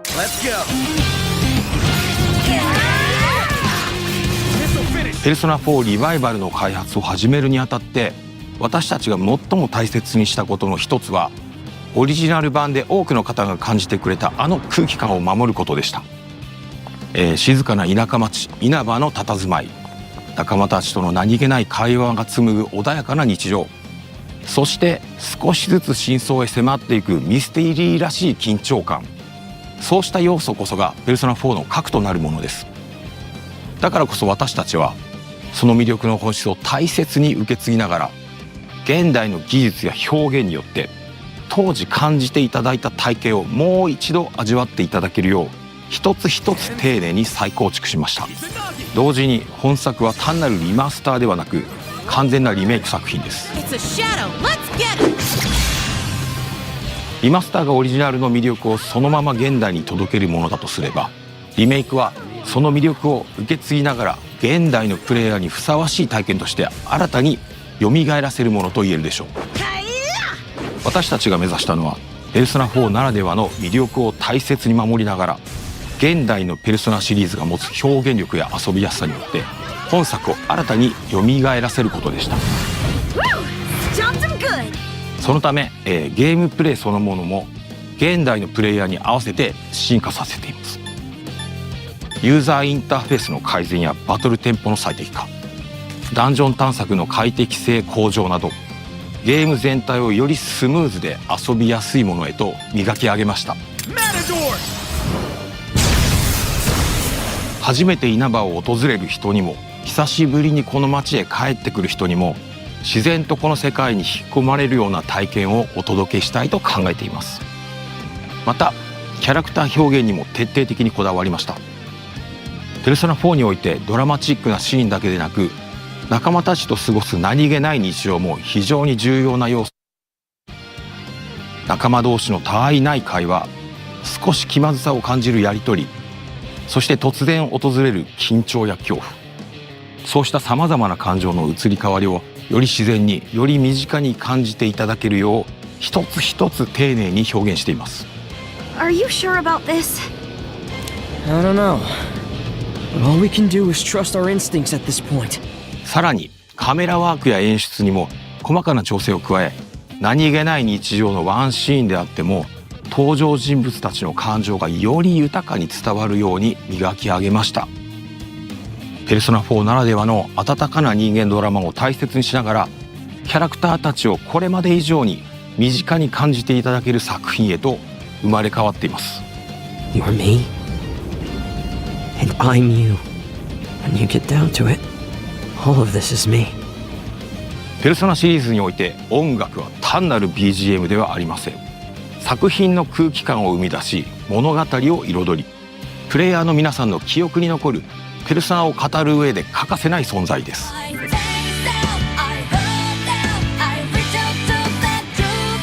中でもペルソナ4は音楽も多くの皆さんに愛されてきました。だからこそその魅力を損なうことなく、オリジナル版への敬意を大切にしながらサウンド制作に取り組みました。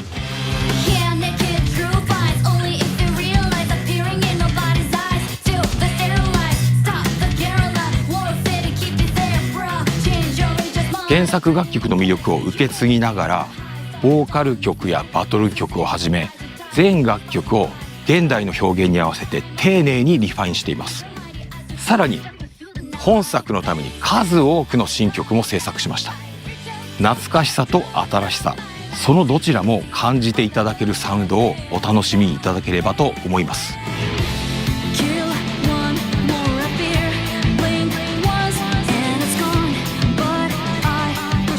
さて、ペルソナ4リバイバルについてご紹介してきましたが、いかがでしたでしょうか。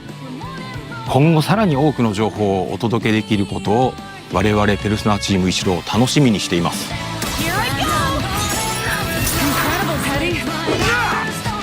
最後になりますが、本作がペルソナシリーズを初めて遊ぶ方には日常と非日常が交錯するペルソナならではの魅力を余すことなく体験していただけると思っています。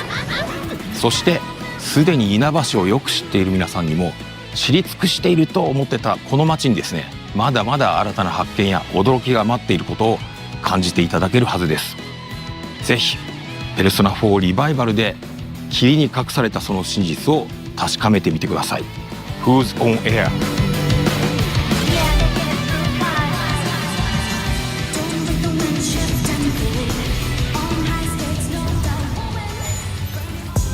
Now, there are few games more synonymous with beautiful environments, immersive puzzles, and fluid combat than Tomb Raider. And as someone who has played Tomb Raider Legend, Underworld, Anniversary, the original, etc., so much that I can still recite a bunch of the cutscenes from memory, I am particularly excited to be talking about this next chapter in the legendary franchise. Here, with an extended look at the mysteries of Peru in the new Tomb Raider Legacy of Atlantis, please welcome Crystal Dynamics Experience Director Jeff Adams and Flying Wild Hogs Art Director Arek Tomaszewski. Welcome, guys. How are you? How's your Gamescom going? Awesome. So far, so good. Yeah, good. Fantastic. I couldn't ask for more. Awesome. I mean, I am so excited, as you can maybe tell, to see what you've got for us today. So set us up, set the scene. What can we look to expect from the gameplay? So today we're going to be taking a nice in-depth look at Peru.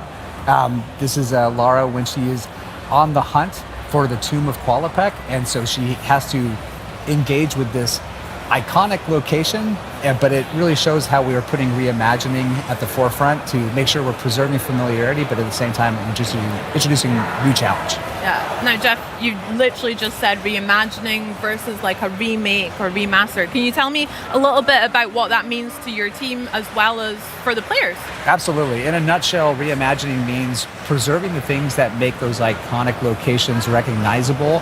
We want to make sure that we're preserving that core DNA, but we also want to make sure that we're finding new ways to introduce new challenge, new surprise, new delight for our players. And so therefore, if you're a new fan who's never played before, you come in and you just see a really cool game experience.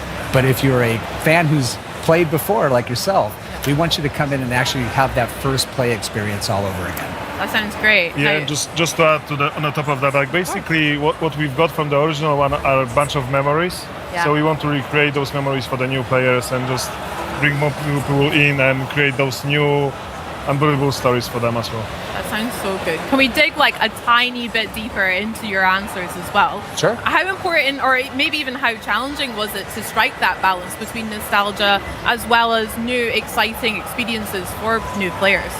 It's a delicate balance, and I like to say it's a combination of an exciting opportunity to get a chance to get under the hood and really kind of see what we can do, but it's also an incredible responsibility because we know that there are people that have so many strong memories. Like Lara's become so part of people's personas in a lot of ways that we want to make sure that we're really making sure that those fans are seen, but at the same time we're also giving them a chance to actually experience something new with the character.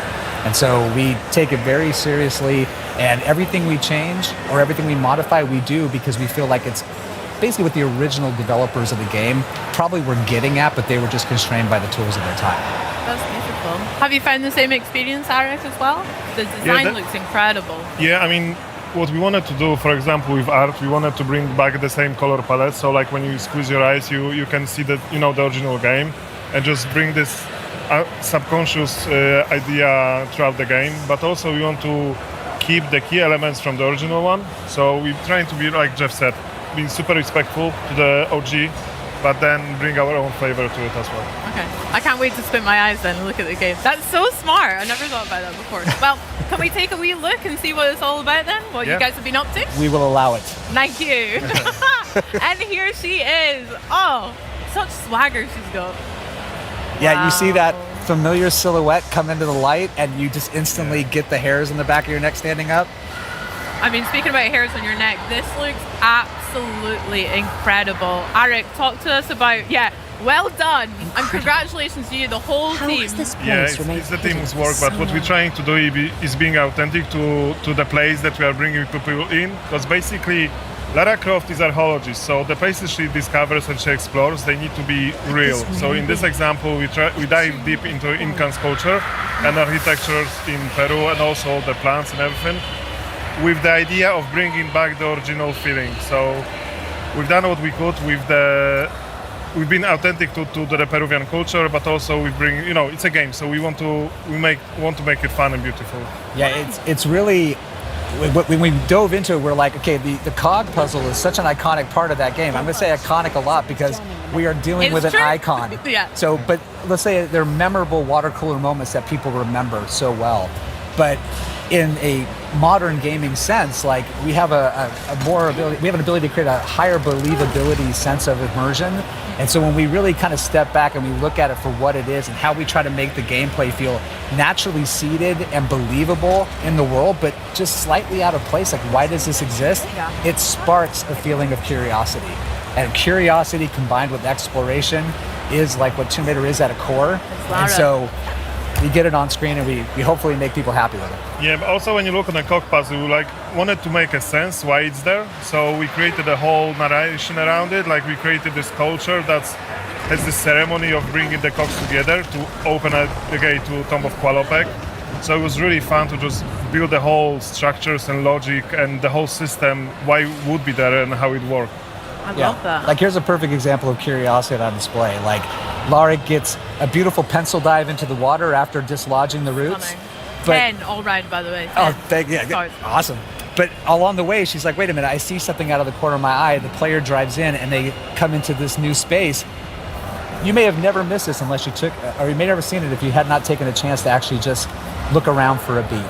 I mean, speaking about looking around, is there maybe particular details that you guys are really proud of or that you want players to really notice in the environment of the game?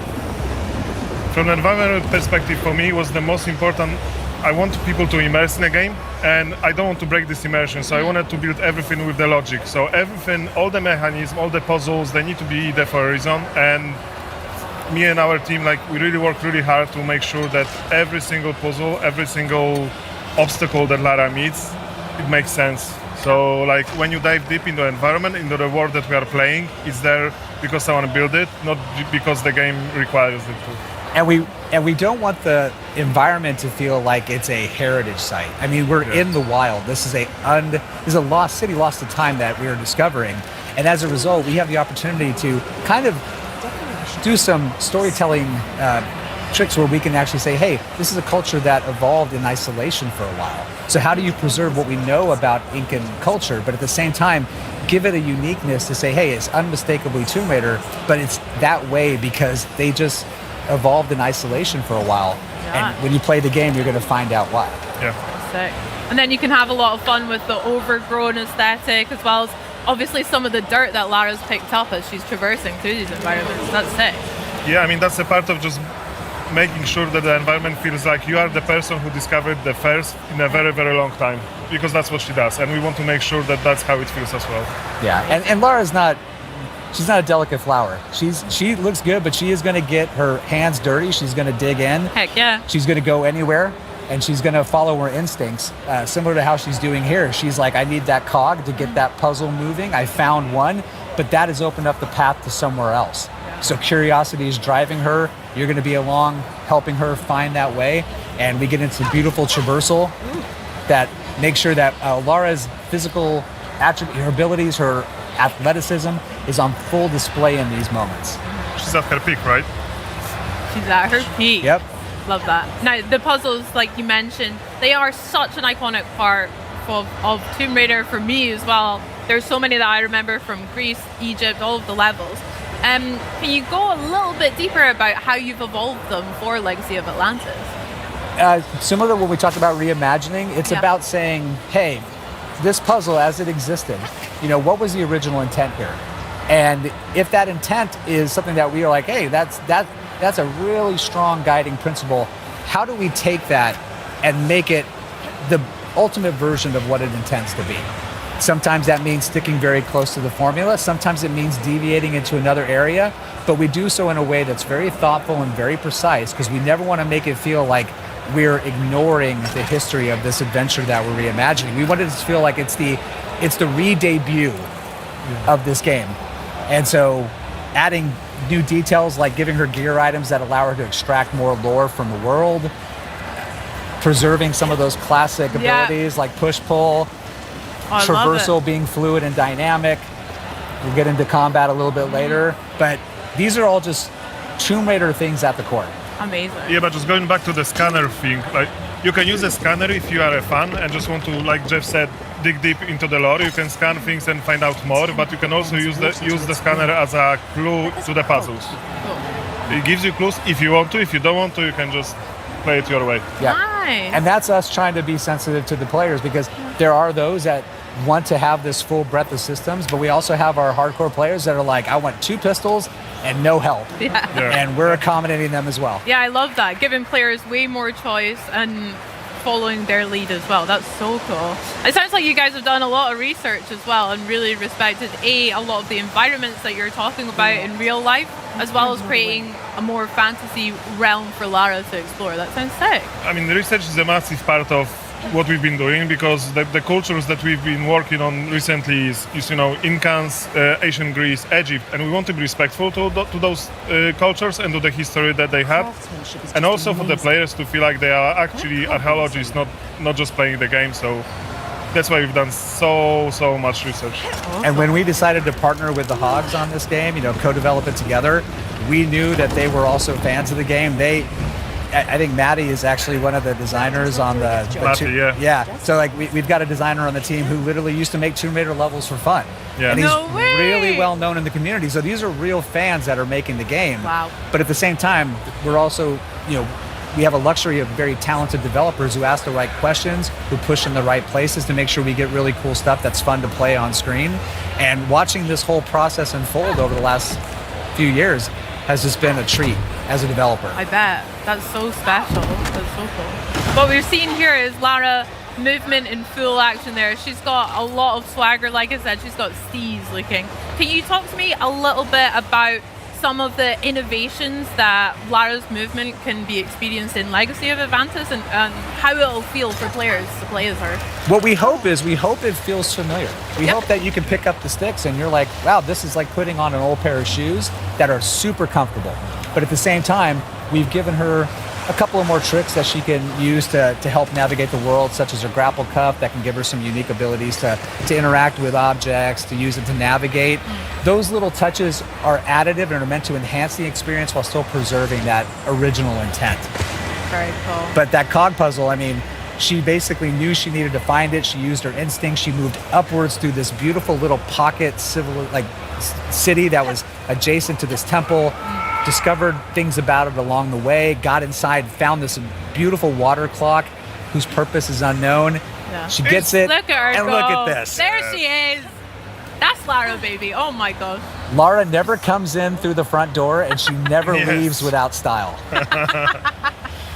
Oh, that's sick. So yeah, we've got this beautiful landscape around us. The environment art is stunning. I know. Incredible. We try to. When you play in this game, we want you to explore and just enjoy exploring the environment, apart of doing everything else. Like if you just want to walk around and want to figure out what was actually happening in this place and what the people were doing there hundreds of years ago, you can do so. And just working on all those vistas, it's just so awesome. Our teams put so much heart and passion into building the vistas like this. Look at that. This is one of my favorite Cinema, moments is the postcard shots where you're alone in the wilderness. You can hear the birds chirping, the leaves rustling. There's no time clock. We want people to slow down when they play the game. We want them to say, take it in, enjoy it. You don't have to speed run it, but if you're listening and you do, let us know what your time is, because we'll keep track. But that's great. It's the type of audience that we have. We have people that want to challenge themselves to move through the experience as fast as they can, and those that want to sightsee. And the game just is welcoming to all. I'll be sightseeing for sure. I've got tears in my eyes. I'm not even joking. That is absolutely incredible. Wow. I wanted to go back a little bit and talk a little bit more about Lara's toolkit and how that's evolved here. So we have mentioned her grapple hook, we saw the scanner in action as well. How is that really going to affect the gameplay for players, and what other tools has she got up her sleeve? Well, we've got like you said, the 2 items that we've already discussed. Nice. And as Arik mentioned, the scanner has some dual functionality. It can not only give you some hints that are optional if you don't want to engage with it, but it also gives you some world lore. But on top of that, we've got some things under the hood in her PDA that we can use to help give her some slightly different skill attributes. If you want to equip her in a certain way to help meet challenges as you face them. We've got our crafting system because we want to make sure that, finding med packs in the middle of the jungle. It's cool. A little bit old school, yeah. In a tomb 10,000 years old, has lucky that there's a first aid kit here. What do you mean? They're not there all the time? No. What the heck? So we were like, how do we make this still feel like Tomb Raider, but at the same time, like, not break immersion? And so that's where, like, crafting is a perfect add-on addition to it. It lets her scavenge the world for resources, use her knowledge and her ability to craft something useful. And on top of that, she can use recipes to provide certain gameplay buffs that are going to help give her short-term if you want to, you advantages. don't have to. And you can just play the old school way, dual pistol all the way through with healing items if you want. If you want to put your heads down and power through it, you can do it, but these things are available to you, and we think they're fun to engage with. Amazing. The Tomb of Qualopec waterfall gate is opened. Done it. Now here we're advancing to a little bit later in the game. Yeah. We're now just on the cusp of a very memorable first encounter, so folks, hold on, here we go. Oh, I remember this, I think. But we got to do it with style. Yes! I'm so worried you were going to include a song. That's so sick. Oh, she's so cool. Early stages of the project, we were like, hey, if we're really going to do this, we want to represent Lara in a way that she's fully recognizable. And part of that is the acrobatics. Lara without the acrobatics is still cool Lara, but not classic Lara. No. And here, they're on full display, but what I hope people appreciate is that there's more grounding, more believability to it in how she moves. She's still having fun, but... It's synonymous to her, but like you mentioned, the more grounded when she was kicking the cog puzzle, that looked sick. It was so cool. Yep. But yeah. Those little interactive moments add a sense of cinematic spectacle time to time, which is nice. It allows the game to still feel like a summer blockbuster. Yeah. And speaking of, hello, who are these guys? Hello. The Raptor design looks really cool, Arik, as well. Brilliant, thank you. I love the addition of the feathers. Yeah, I mean, we wanted to keep the red color, which you remember from the original one. But obviously, our knowledge about the dinosaurs evolved so much since 1996. So we wanted, and like with everything in this game, we want to add on the top of what's been done already. So we kept the color. We add our own silhouette designs, and we added the feathers to make it unique for the Legacy of Atlantis. Nice. And their combat has been like dramatically overhauled. They're no longer just charging at you and just taking bullets. They're thinking, they're evading. You have the ability to use the health reticle when in aim down sight to be able to kind of assess where they're at so you can target your shots. And with Lara's combat, love seeing the axe make a little appearance. Utility gear for the win. But when she's actually in combat, she's got a loop of assessing the situation, responding, and then moving to make sure she can then reassess. And Lara's always in motion. Her combat is fluid, it's organic, but at the same time, it helps her kind of overcome challenges and get the upper hand. Yeah, she needs to keep moving all the time. It's like a dance for them.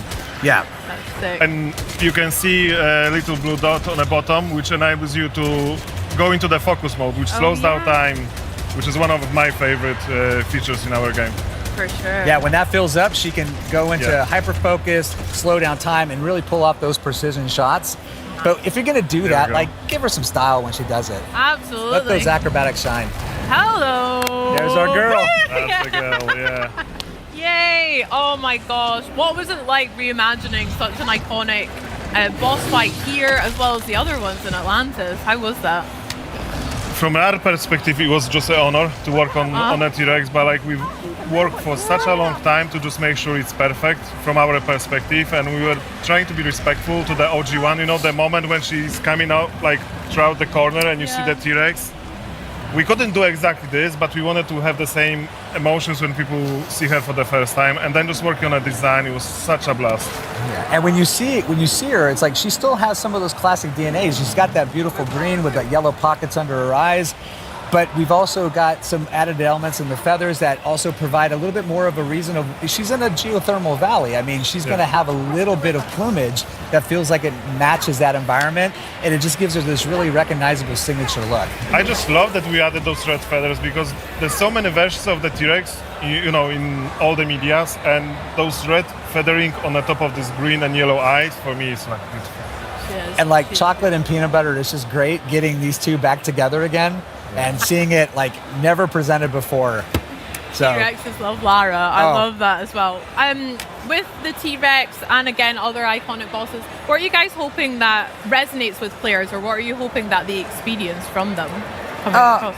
Yeah, no, we can take it or leave it. No, I'm kidding. We absolutely want people to be engaged. We want them to be pulled in. We want them to have fun. Yeah, we want them to feel like they're being put onto a cinematic thrill ride when we are ready to do that. But we also want them to feel like when we're not in that moment, they get to ramp down, explore, enjoy what we put out there for them to Yeah, explore. but it's also so much fun to, recreate, reimagine these things with the technology that we have now. And we can build a lot on the top of it with so much more narration. It's just so much fun to work on it. And hopefully people will feel it when they play it. Yeah, I cannot wait to play it as well. Guys, I'm really honored about speaking to you, seeing all of that footage. So thank you so much for joining us. Can we go check out the booth here at Gamescom as well? I want to see that big T-Rex. Okay, let's do it. Guys, thank you so much again. Check out Tomb Raider Legacy of Atlantis when it launches on Xbox Series X and S on February 12, 2027, 2 days before Lara's birthday, isn't it? And it's Xbox Play Anywhere. Buy it once and play across Xbox console and Windows PC. Pre-order now. Plus, if you pre-order the deluxe or collector's edition like me, get ready to play a full 48 hours early starting February 10th.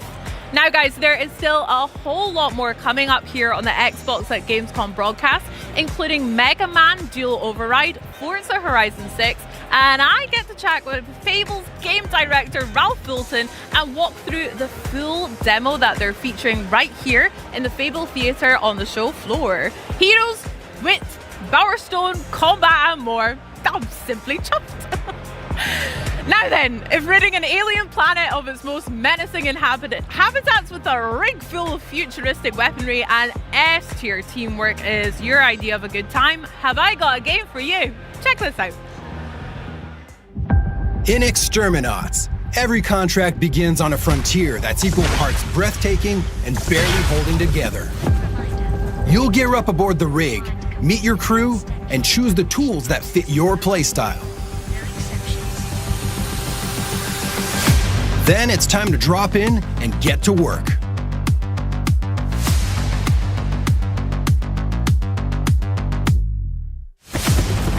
The ecosystem is alive. Creatures hunt, feed, adapt, and push back against your every move.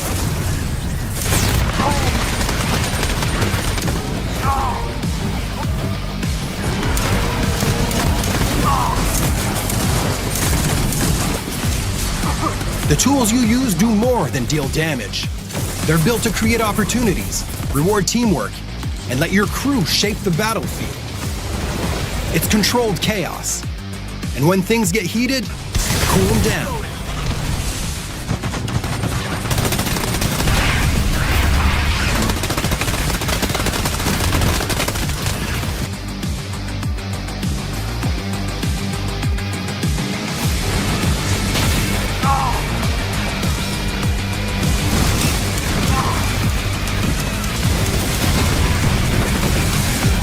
Clearing pests is only part of the job. Success comes from working together.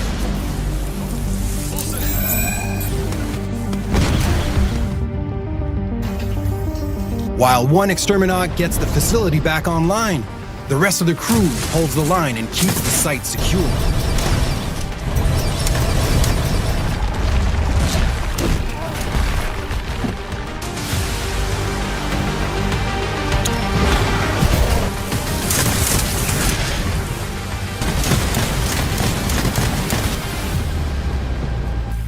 Overdrive that sick boy.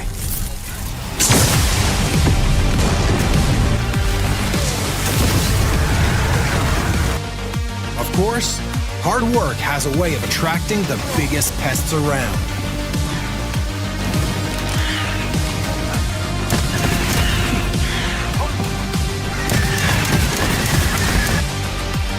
And even then, the contract isn't finished until everyone makes it home.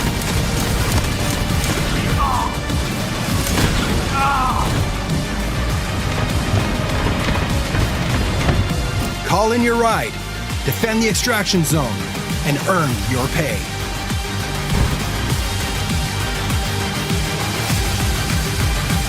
Because in Exterminats, The best jobs are the ones you survive together.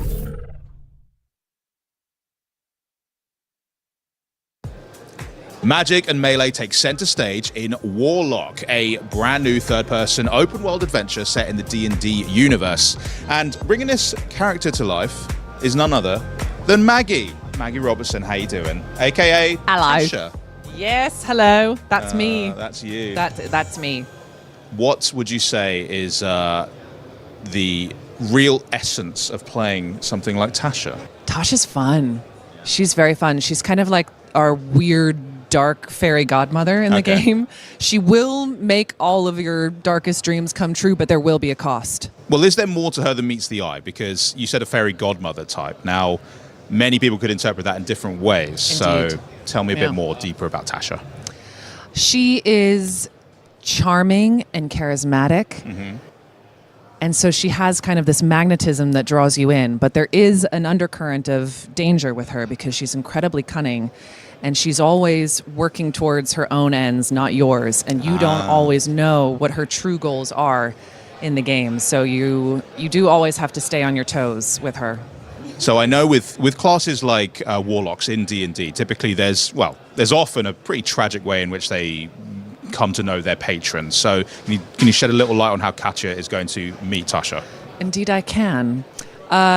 Katri is searching for someone, and that search brings her to Tasha in order to get what she wants. Now, you've obviously played many characters before in various fantasy settings, but was there anything in particular that was a bit more challenging about playing someone like Tasha? I think the challenge of Tasha is that she is so cunning, and she is always planning 10 steps ahead of everybody else in the room. Of course. So she's always moving and shaking, and so having to hold all of that within you in any scene that you're in and always know that there's something else that she is negotiating. Even if you think you're negotiating this, you're actually negotiating about this. Obviously being a huge fan of D&D as well, right? So, and you've played Orin the Red, incredibly vicious, devious, pretty nasty character. She's something. So are there any parallels in that kind of excitement you had when you got to play Orin and now you get to sort of re-enter the universe now in Warlock? Tons of excitement to re-enter the universe. D&D is so fun because you can be anything you want to be, do anything you want to do. So I genuinely love D&D. I love to play with my friends, and it is a nice home space for me. So then being able to be a part of games that also are in those worlds is incredibly fun. How many times can I say fun in one interview? Fun, fun, fun. Well, it's all fun. It's very fun. What can you say? I don't know if I said that before, but it is in fact quite fun. What was your question? Because I've blacked out and all I'm on is fun. Was the excitement of playing a character like Orin, being such a D&D fan, was that mirrored in then having the opportunity to re-enter D&D again as now? Oh, absolutely. But also, like, Tasha's an iconic D&D character, and that comes with a decent amount of stress and scariness and, oh God, what have I done? Can I pull this off? I think every time I get booked on something, I have a minute of panic of like, oh God, and now I have to do it. I mean, people are committing their entire lives to a patron, so yeah, that's a lot of weight on your shoulder. Yeah, the least I could do is try. Yeah. Well, Maggie, thank you so much for joining us, and thank you for just voicing so many incredible characters. But next up, we're actually heading over to the world of Mega Man and Twinkle Girl, which is just an incredible sentence to say out loud. So why don't we check in with Benny and see what's up with that? They're called fan favorites for a reason, and this next game can certainly claim that title. And here to show off gameplay to the newest entry to the beloved franchise, Mega Man Dual Override. Please welcome game producer Hiroyuki Minamatani and game director Shinya Ikuta. Hello everyone. Thank you so much for joining us. Hi. Welcome. Now, we're going to hop straight into some gameplay. Can you tell us a little bit about what we're going to play? 最初はゲームプレイを紹介しますけれども、ゲームコースについて少しでも説明していただけます？はい。今回小バージョンということで、ティンクルガール以外のステージは、伏せられています。で、もう本来はすべての8体のボスから1体を選んで、好きなステージを選んで、攻略するのがロックマンらしさであります。Okay, today we'll be playing from the Gamescom build that we have here, so we only have one stage available. When the full game comes out, you'll be able to choose from 8 different stages. Oh, amazing. Thank you so much, Doc. So we've got Twinkle Girl as well, which I know is one of the new robot masters. で、Twinkle Girl は新ボスっていう認識で正しいです。あ、そうです。Yes, she is a new boss for this game. じゃあ早速選んでみましょうか。All right, let's get started. はい。So, can you tell us a little bit about the 3 stages that we have, which is new? はい、で、ステージ3つのエリアがあることについて少し説明していただけます？はい、今回は3ステージ構成になってて、ステージが進むごとに、だんだん難しくなっていきます。で、最後にボスが待ち受けています。Alright, so every stage in the game will have 3 separate areas, and as you progress through each of them, they'll become more and more difficult. The robot master for each of those stages will be waiting for you in the 3rd area. Okay, amazing. Should we hop in and see what we have on offer? じゃあ始めましょうか。はい。では最初のステージを選んでいきます。はい。Alright, we're gonna go ahead and get started. Okay, amazing. So we've got 3 chips here. Can you tell us what this feature is? で、そのチップについて少しでも説明していただけます？はい。チップをセットすることでロックマンを強化することができるんですけども、今回は3種類のチップセットを用意しました。Okay, Mega Man is able to equip a variety of chips throughout the game that'll add a variety of abilities to him.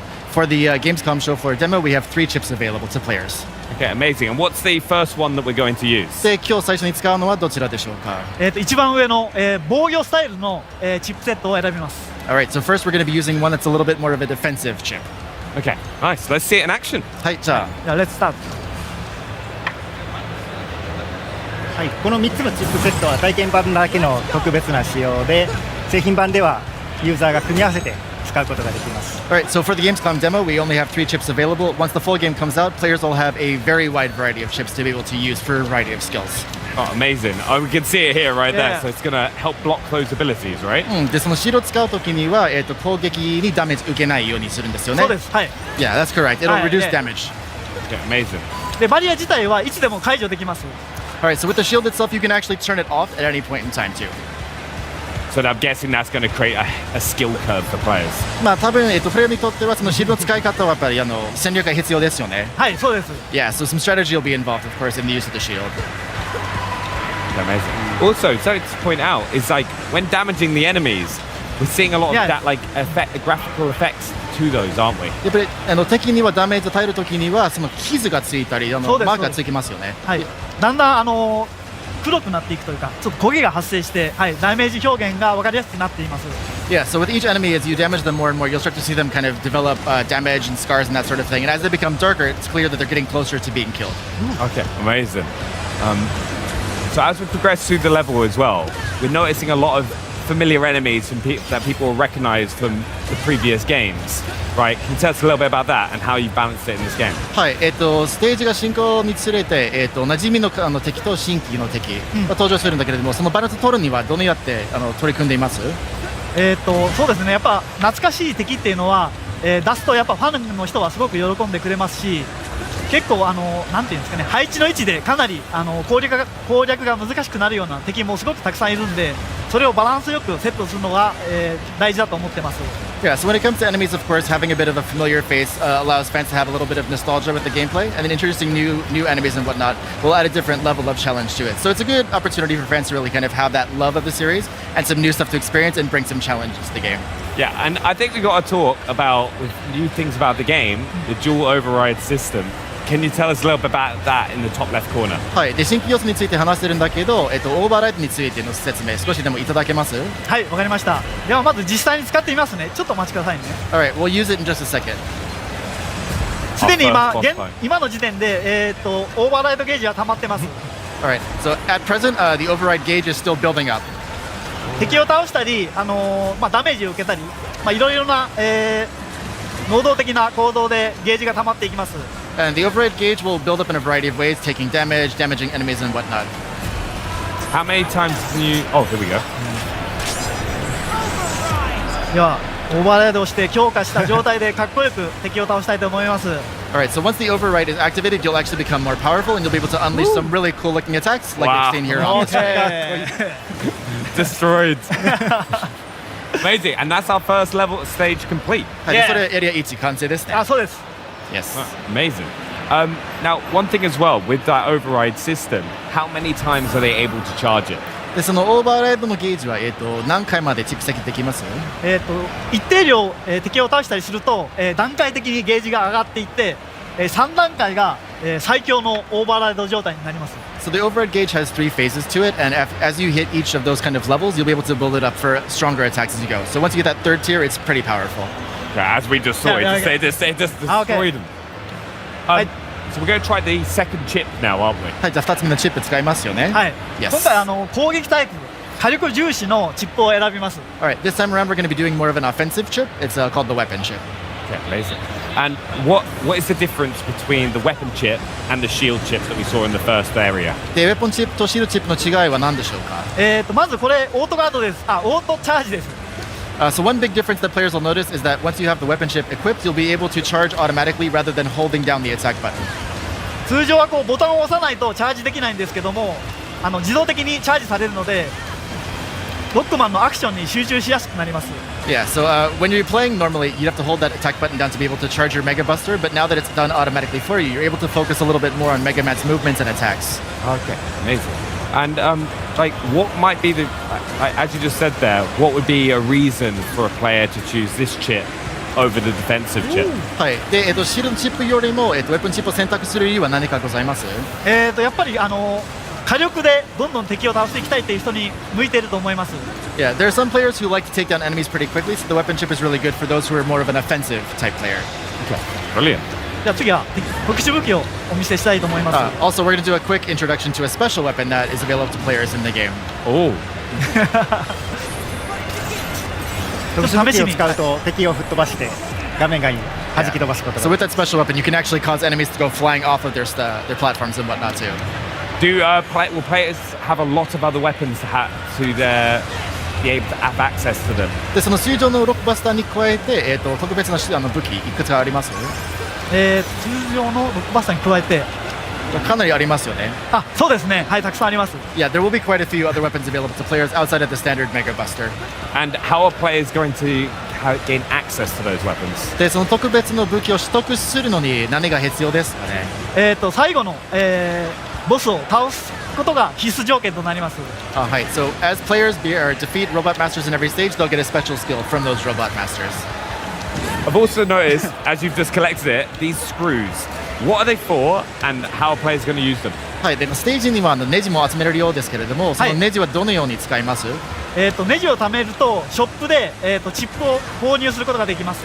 So as players progress through the game and they collect various chips, they can actually use them to purchase additional chips throughout their gameplay experience. Okay, amazing. なのでネジはどんどん貯めていって自分をロックマンをどんどん強化していくことが攻略の鍵となります。So one cool strategy about that is the more screws you collect, the more powerful Mega Man will become. So we recommend doing your best to collect them and powering up as you play. Okay. この先に強敵が待ち受けています。はい。We're gonna go ahead. Oh no, I was just going to say we've just come to this checkpoint, right? Which allows players to kind of take breaks throughout the game. How have you balanced that? But I think we'll go to this because this is Astro Man, right? It's returning. I know so many people are excited about this. Can you tell us more? Yeah, そう。アストロマンが復活しますよね。それについて少しでも語っていただけます？ロックマンのファンに喜んでもらおうと思って過去作からボスを復活させてます。他のボスも登場しますので復活しますので楽しみにしていてください。Alright. So as a fan service to series of the Mega Man series, we've brought back a variety of robots, robot masters. Astro Man is one of them, but there will be others besides him. So get excited. I love seeing some of these like kind of battles that you see. このような戦略を見るのは楽しいですね。初めのボスと違って2番目のボスなのでちょっと歯ごたえのある難易度になっています。それがすごく難しいです。これを避けるのが。Yeah, so compared to the boss in the first area, Astro Man's the boss for the second area, so it'll be a little bit more difficult than the boss we fought earlier. So close! はい、まあ。惜しいですね。本当に強敵なんですよ。めちゃくちゃ。はい。Yeah. The shield chip would have come in handy there. やっぱりシールドチップ使えばよかったかも。まあそうですけども、僕はもう火力重視でいきます。Alright, we're gonna do our best here. Well, I believe. 使用される方に参考になるようなプレーを目指したいと思います。Alright, I want to do my best to show players the best gameplay I can. できるかな。よし、頑張ろう。You're gonna do it flawless. まあ今回ダメージ受けずに倒せますよね。はい、任せてください。It's one of the things. It is hard to talk and play these boss fights at the same time as well. やっぱりプレイしながら話すの難しいですよね。もうちょっと無口になっちゃいますね。本当はもっと上手いんですけど、喋りながらプレイするとやっぱりダメージ食らってしまいますね。やばいですね。Truth be told, Ecolab Director is a lot better than what you're seeing right here, but it is again tricky for him to play and talk at the same time. Okay. Activating that override. さあ、オーバーライド発動ですね。これでなんとか倒したいですが。So close. まだ死なないです。まだです。まだです。あまり最後まで見せちゃうとね、ちょっとユーザーの楽しみもなくなるので、次のステージに移りたいと思います。Alright, so for the sake of the fans, let's move on to the third area and show that a little bit too. Okay, yeah, let's do it. Let's go because the third area is where we're going to see the new robot master, Twinkle Girl. そう3つ目のエリアで、やっぱりロボットマスターの紹介も入りますよね。じゃあ最後のステージとなります。はい。Yeah, this will be the last area of the Twinkle Girl stage. じゃあこのステージのボスを紹介します。Alright, just give a quick overview about her as we're playing through. でチップは一番下のチップを使うんですけども、これは何も強化チップをつけてない状態のロックマンとなります。And for this area, we're going to be using the third chip in this option here, which is to call in Rush, but it won't add any sort of power-ups to Mega Man's abilities. どうぞ。難易度高いけど大丈夫ですか？大丈夫です。もう使いこなしていきますよ、もうロックマンを。はい。Yeah, we'll do our best this one too. But yeah, meet Twinkle Girl. ある意味縛りプレイですけどね、これね。はい、頑張ります。Alright, let's do it.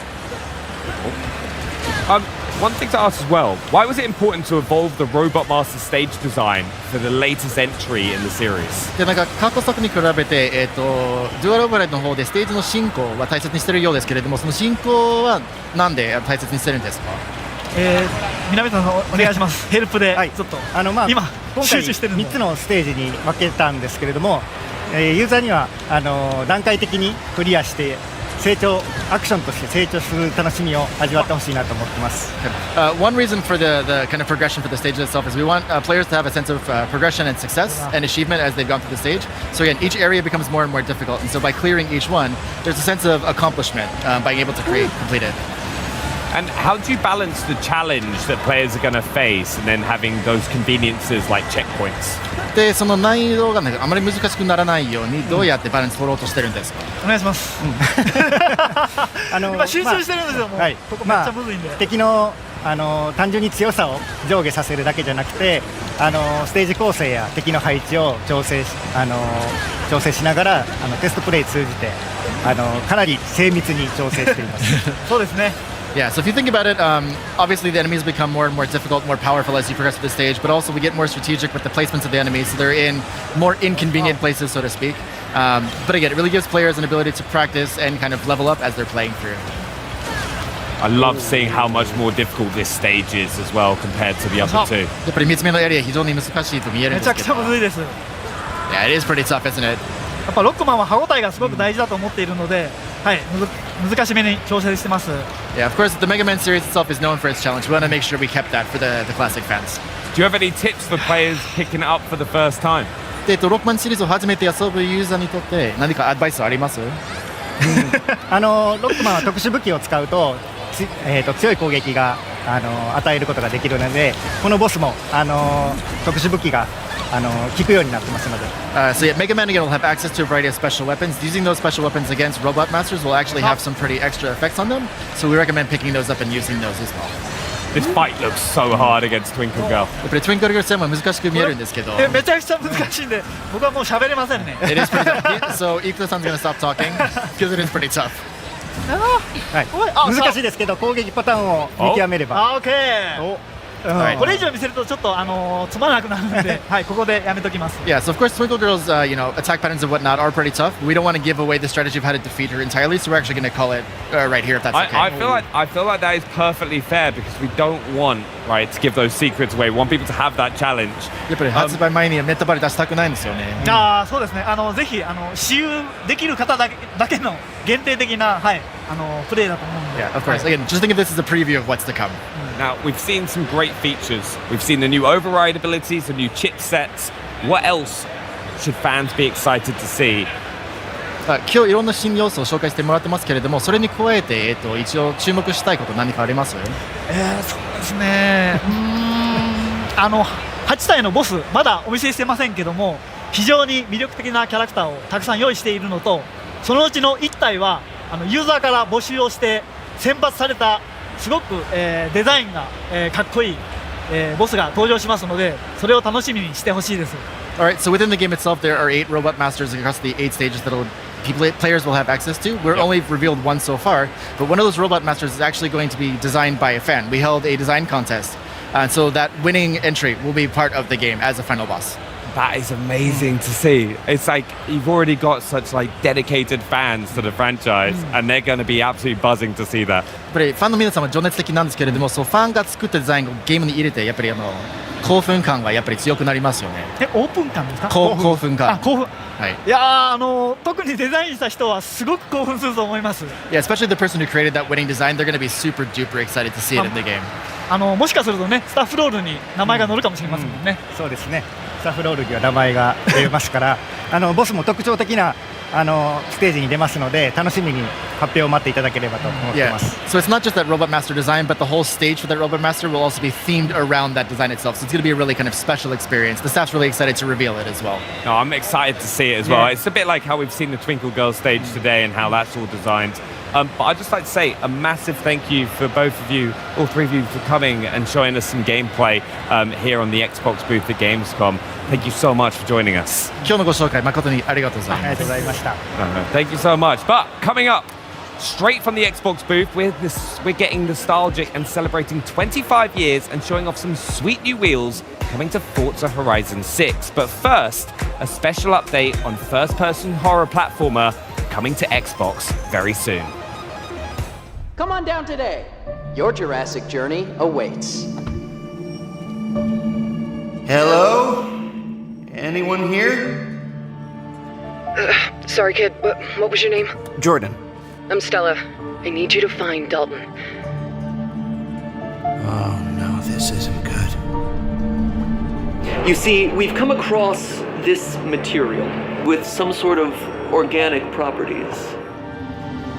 I should have stopped a long time ago. This is my first documented sighting of this creature. Something took him. It took everyone. There's not a soul here.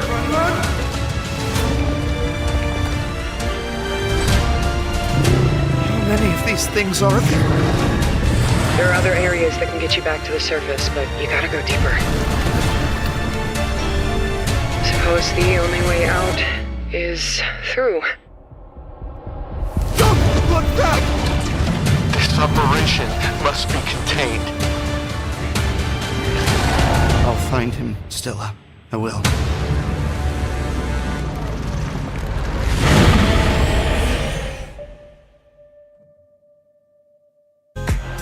It's a partnership made in gaming heaven. IKEA helps create spaces for real life. Xbox is where the world plays. Put them together and you've got a collection that makes it easier to bring play into the living room.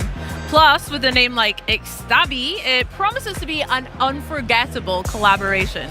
Joining me with more on this new IKEA gaming collection, please welcome back to the show Carl Ledbetter, Head of Design for Xbox Devices, and Product Developer Philip Delay from IKEA. Hi guys, welcome. How are you? Hey. Good to be back. Good to be back. It's great to see you. Yeah.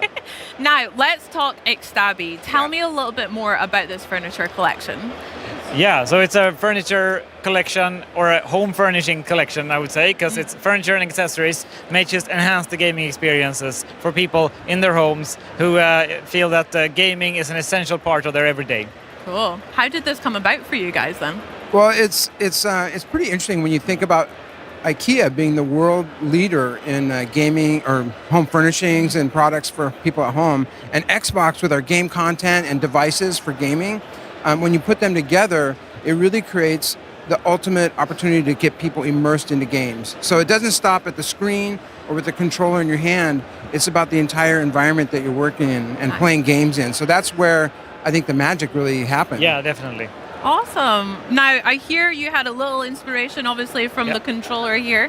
Can you talk to me a little bit about how that inspired your product design for this collection? Yeah, Carl? Sure, yeah. Well, the controller is very iconic to Xbox. Of course. That's where you interact with the games. And so we took some of the detailing from the controller, like the thumbstick stool, the D-pad cushion, and the D-pad platter. And those are kind of more specific examples, but yeah, it's inspiring. game content really comes alive through the product. So that's what we looked at. Yeah, and we were inspired by like elements of the controller, but also like how people use it. You know, how people store it, how they charge it, and just making sure that. We use some of our IKEA smarts to help you organize all the gear you have around the game. Yeah. One of the fun things about this project was IKEA and Xbox both share the same philosophy of making products that solve real problems, that are expressed in a way that anybody can enjoy them at home. And grounding on that, we really start to unlock new ideas and thoughts, and it shows up in all of the collection. Yeah, for sure. Lord knows I need some IKEA smarts as well in my gaming at home. That's so it right. sounds great. So guys, can I get my hands on this collection maybe at my local IKEA store or even online? Yeah, very soon. Okay, how soon maybe? When do you expect to launch? We'll launch globally from October 1st this year. Wow, awesome. Just around the corner, absolutely. Just around the corner, not long to wait at all. I can't wait as well, especially for that D-pad tray. I need that immediately if I can have it. Or maybe even this delightful little cushion. Can I One give of my this one? favorites. One of your favorites? Yep. Love That it. one's for you. Yay! Okay, sorry. Thanks, guys. Well, I mean, Xbox and IKEA feel like they've officially leveled up the gaming space for us at home as well. How does it feel to finally reveal this collection here at Gamescom for you both? Go ahead, Philip. Yeah, amazing. I mean, Gamescom is the world's biggest gaming event, and to see the product, out in the wild, experienced by fans and gamers, people trying out, and finding all the Easter eggs and the fun details that we've put into the designs. Yep. It's been years in the making, so it feels fantastic. It feels really good. I mean, this is the first time for Xbox at Gamescom to actually have a partnership like this with IKEA right here in the booth.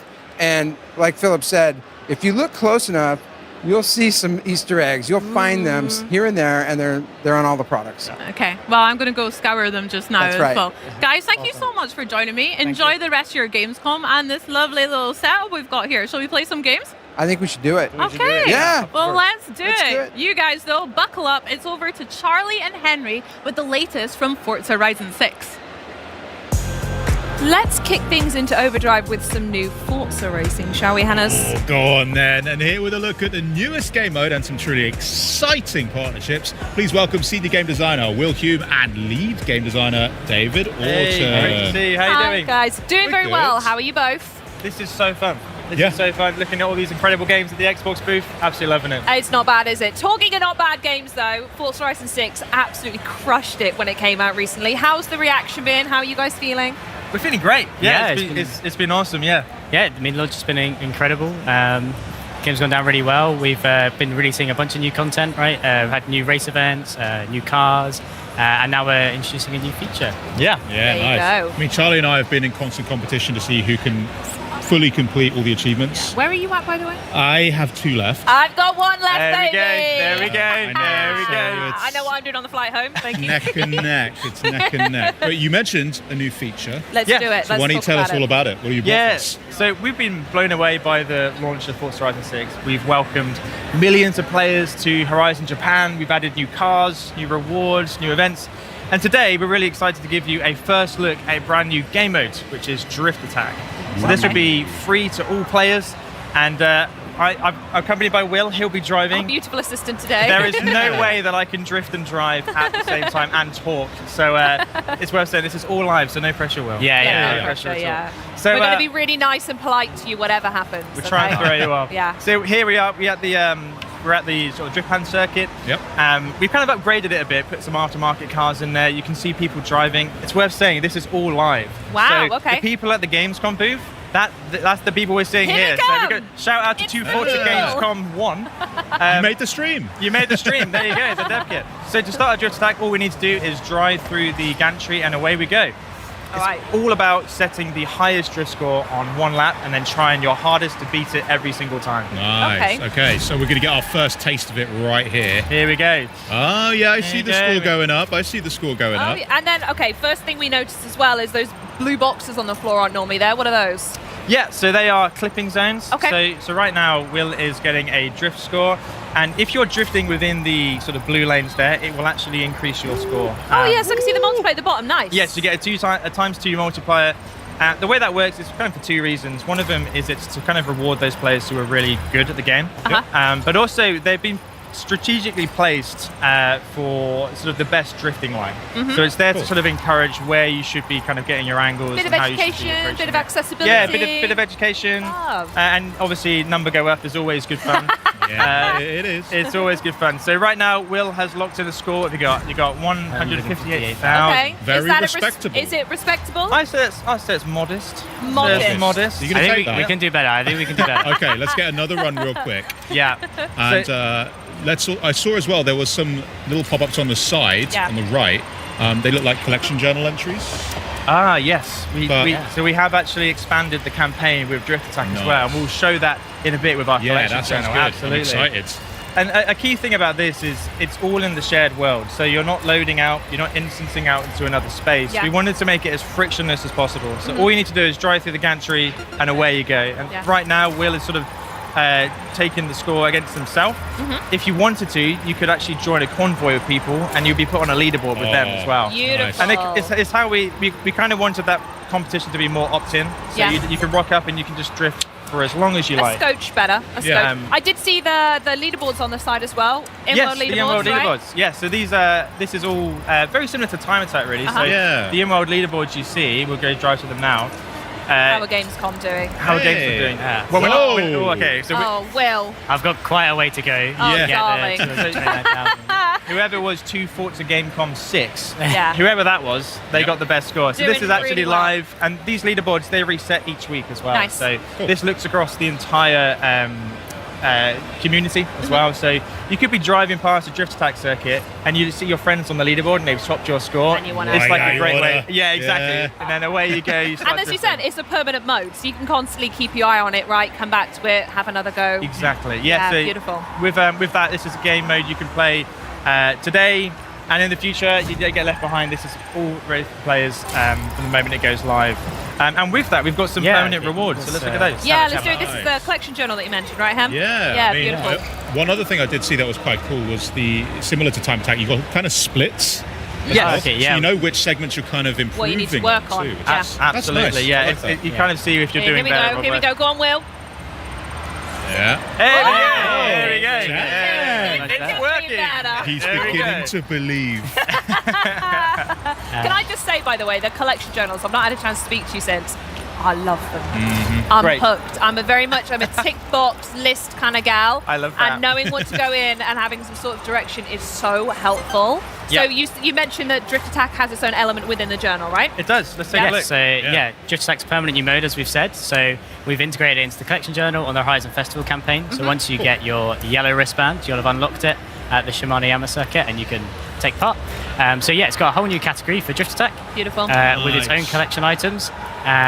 Similar to Time Attack, you'll get them for completing laps, but instead of PI classes, we've kind of focused on different car buckets that make sense for drift. So you've got drift cars, sports cars, retro super saloons. I all think that that sort of adds stuff. an element of like thinking about it, because you Yeah. can make an S1 or whatever and find someone else's tune and then go and do it, and then Exactly. hey, well done, you're Yeah, great. But exactly. actually applying to a specific car type, that's the challenge. I really like that. That's the hope. Yeah, so it encourages people to try different cars as well they might not have tried. Amazing. But it comes with that as well. Obviously, we have brand new rewards for this category. So we've got a Drift Attack race helmet and suit, which is super cool. People want more of that sort of stuff, so you'll be able to apply that to your character. Then the coolest reward is one. a brand new Forza edition, the Jaguar XJS Forza edition. So this is our first post-launch new Forza edition, similar to the ones we did for the game's launch. It's a complete kind of rework of the car. Yeah. You can see just what we've been driving throughout this stream, so we can kind of see it in action. Yeah, here it is. It's not bad looking. Yeah, bit You've here, done is all it? right there. Yeah, Cleared out. yeah, well done. We'll confirm you've done all right with Yeah. that. Can we get closer to it? Learn what's so special Absolutely, about yeah. it? Let's have a look at it in Forza Vista. Yeah, because one of my favorite things is just how wildly detailed the Forza editions are. Like, I look at my Mazda and I'm like, oh, Ooh. hell Yes. yeah. Engine block, love that. Yeah. I look at the Terreno and like, when you're looking at it in first person, there's the coffee the cup. cup, And yeah. It's the Really? details unreal. So yeah, let's see what the details are on the Jaguar. Yeah, absolutely. The vehicle art team and handling team are incredible at Playground, and they've kind of knocked it out of the park again with this car. So this was inspired by kind of grassroots drift scene. So they wanted to build something that felt like someone had built it themselves and kind of had that personality to it. So yeah, they've got these amazing decals like this, the unit cat who's on the windows of the car. We've got stuff like you can see like they've taken out the side windows to reduce weight on the car, and they've taken off the door handles as well and put kind of little clips in there. You can see. If we go to the rear of the car and take the back kind of boot off, we'll see the inside as well, where they've got these massive kind of air vents for the drift internals, so that to keep the car cool when it's hitting the limiter all the time. And even like the detail, you can see these kind of metal blocks at the edges, which is where the rear wing mounts onto. So it's kind of like that attention to detail again there. Yeah. You can see like where it kind of cuts in. Love it. If we have a look at the interior as well. By the way, if you guys need like a, I don't know, like a Charlie edition horn for the car, it being a Jaguar, it could be like a or something, right? Yeah, maybe. Should we try and get it in? Stunt Maybe. silence is a great reaction too. We'll need everyone to be quiet for a sec while we record it, but sure. We might be able to sample that and get it in. Yeah, all right, let's get some big wigs on that, yeah? See what we can do. One of my favourite things about this is that the vehicle art team, they sort of set themselves a challenge to make this pass an MOT and be road legal. So they've done all the things to make this incredible drift machine, but at the same time, you could just nip to the shop and get some milk with this car. If you wanted to. I'm sure I'll see this on the forecourt of a dealership somewhere. Yeah, somewhere. Exactly that. Now, obviously, this is a really cool car. Yeah. When am I going to be able to unlock this? Yes, so Drift Attack will be launching on the 7th of September, so super soon, only a week or two. Nice. The car will launch at the same time, and the same as the feature, car's permanently added. It will always live in the collection journal, so whenever you join the game, you'll be able to play Drift Attack and unlock the Forza Edition Jaguar. Cool, so not a seasonal unlock, it's there no matter what time you jump in. Car's there forever, mode's there forever. Absolutely. Do you mind if either me or Henry have a go right now? Absolutely, Is go that for all it. right? Do you want to rock, paper, scissors for it? Okay. Yeah? Okay, You're you ready? going down. Yeah? 1, 2, 3. 1, 2, 3. Right. Charlie. Your turn then. Hang on. Here's something you can play with. Oh, yeah, I'll tell you what this. then. Have fun with What's that. this? This is the Lego Technique, right? Yes, it is. Yes. I'll pass over to you. Ready? Let's not. This is going to go badly. I would love it. Yeah, it's Can you got a bit imagine of this a would break drift on live it, on stream? Yeah, you have that one. There we go. This is ours. That's yours. Yeah, so we've these are the Lego Technica. We've got the 488 Pista and the Dodge Viper. Right now, if you go to your message center, you can get a version of these cars with a sort of replica livery that looks very similar to these cars you see here. They look very cool. I wonder who's going to take these home. No one's ever said that. Like, we've got these props, and I'm kind of like, well, whose are they? They look awesome, and they look awesome in game as well. So that's a fantastic partnership we got with Lego Technic. I look forward to hunting them down. Henry, I'm going to play with a toy car if you want to play with the digital one. Right? We have another partnership as well, right? Coming You got up another that we've kind of announced today at Gamescom. So we're also going to be partnering with 7-Eleven, which is super exciting for us. We've got the booth here and everything. Anyone here has kind of seen it with the Super out the front. That's going to be coming in October. There's going to be an evolving world as part of that. And we look forward to kind of talking about that more nearer the time, but something for players to look forward to there as well. Hell You guys have been cooking.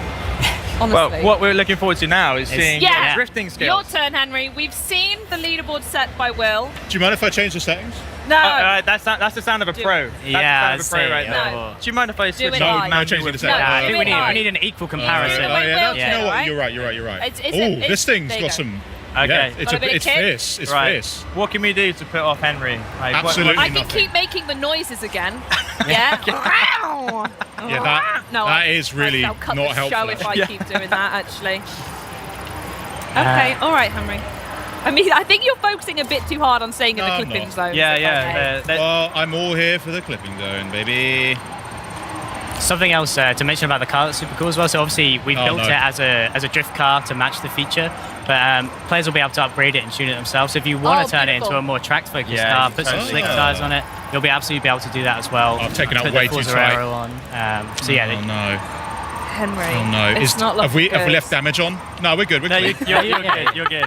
Yeah. It's only Did you like back how I across changed the camera while I was driving? Yeah, really cinematic, Henry. Yeah, Are you you. trying to distract us from the gameplay? No. No. Hey, what's would. over there?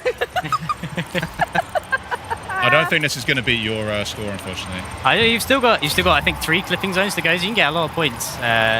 With the multiplier, right? It adds up pretty quick. Yeah, exactly. It's right there. Go on, Henry. I do need to be in there. Go on, you can do it.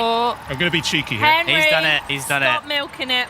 You're trying to min-max it. We'll go backwards. We'll go backwards over You're it. going to fail it. Uh-oh. You're going to fail it. You're going to fail it. fail it. Ah, Ah, no. on that Nice try, bombshell. nice try. That's Thank always you fun. so much for joining us, guys. A truly exceptional update to a truly exceptional game. So thank you so much for joining us. Right, well, Fable fans, listen up, because we're bringing the Fable experience to you here at Gamescom at home with an in-depth look at this reimagining of the franchise. Yeah, but first, it's time to visit the brooding and futuristic world of Warhammer 40k Dark Heresy and the voices bringing the characters to life. Check this out.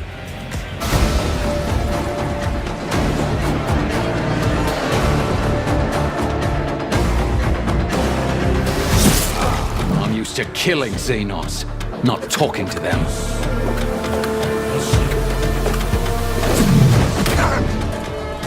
He usually tells me I'm smart. Not that I'm interesting. Numerous signs of bruising, superficial damage to the surface layers of the skin, apparent loss of integrity in some of the smaller bones. The heresy of pride, which spurs one to believe in one's own exceptionality, and the heresy of consorting with the enemies of humanity. You expect me to object, Otvaka? I am no longer part of the Tick vein. You have guessed my race, but I am no foe to you or your tribe. Recommendation. Additional protection for the Acolyte upon approach.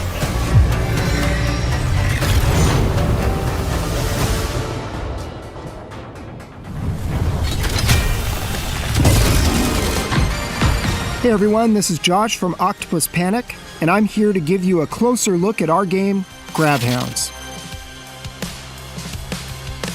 Gravhounds is a 1 to 4 player co-op action builder starring a crew of blue-collar working dogs who are lost in space and trying to find their way home. Each shift starts aboard the mining ship, where the crew gathers before heading out. From here, we'll pick a job and launch the mission. Oh yeah, here we go. Once we're planetside, everything starts from the collector. This is our dropship, and it's the center of our operation.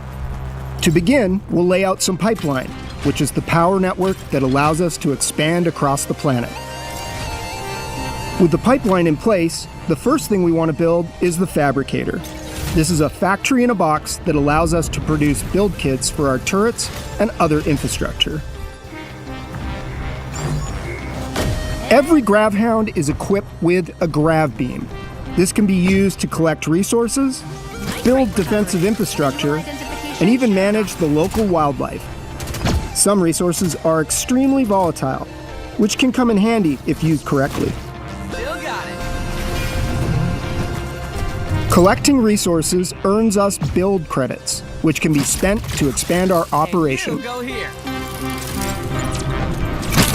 Okay, with defenses in place, we can move on to our main job. An excavator has been dropped from orbit near a buried artifact. It needs power to work, so we'll push the pipeline across the planet, set up some defenses around the site, and then connect it. Once we bring this thing online, it's going to attract a lot of attention. Here they come. Each Gravhound has a booster rig that lets them move quickly and fluidly around the environment. As the pressure rises, so does our power.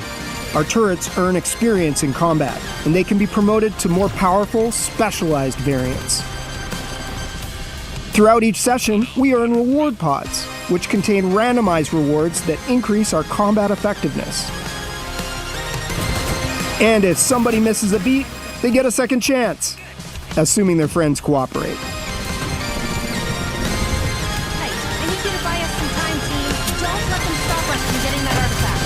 Okay, once we survive the wave, the excavator finally reaches the artifact. Now we just have to get it home. It's too heavy for one Gravhound, so the crew has to work together to get it back, while everything in the world is still trying to kill us.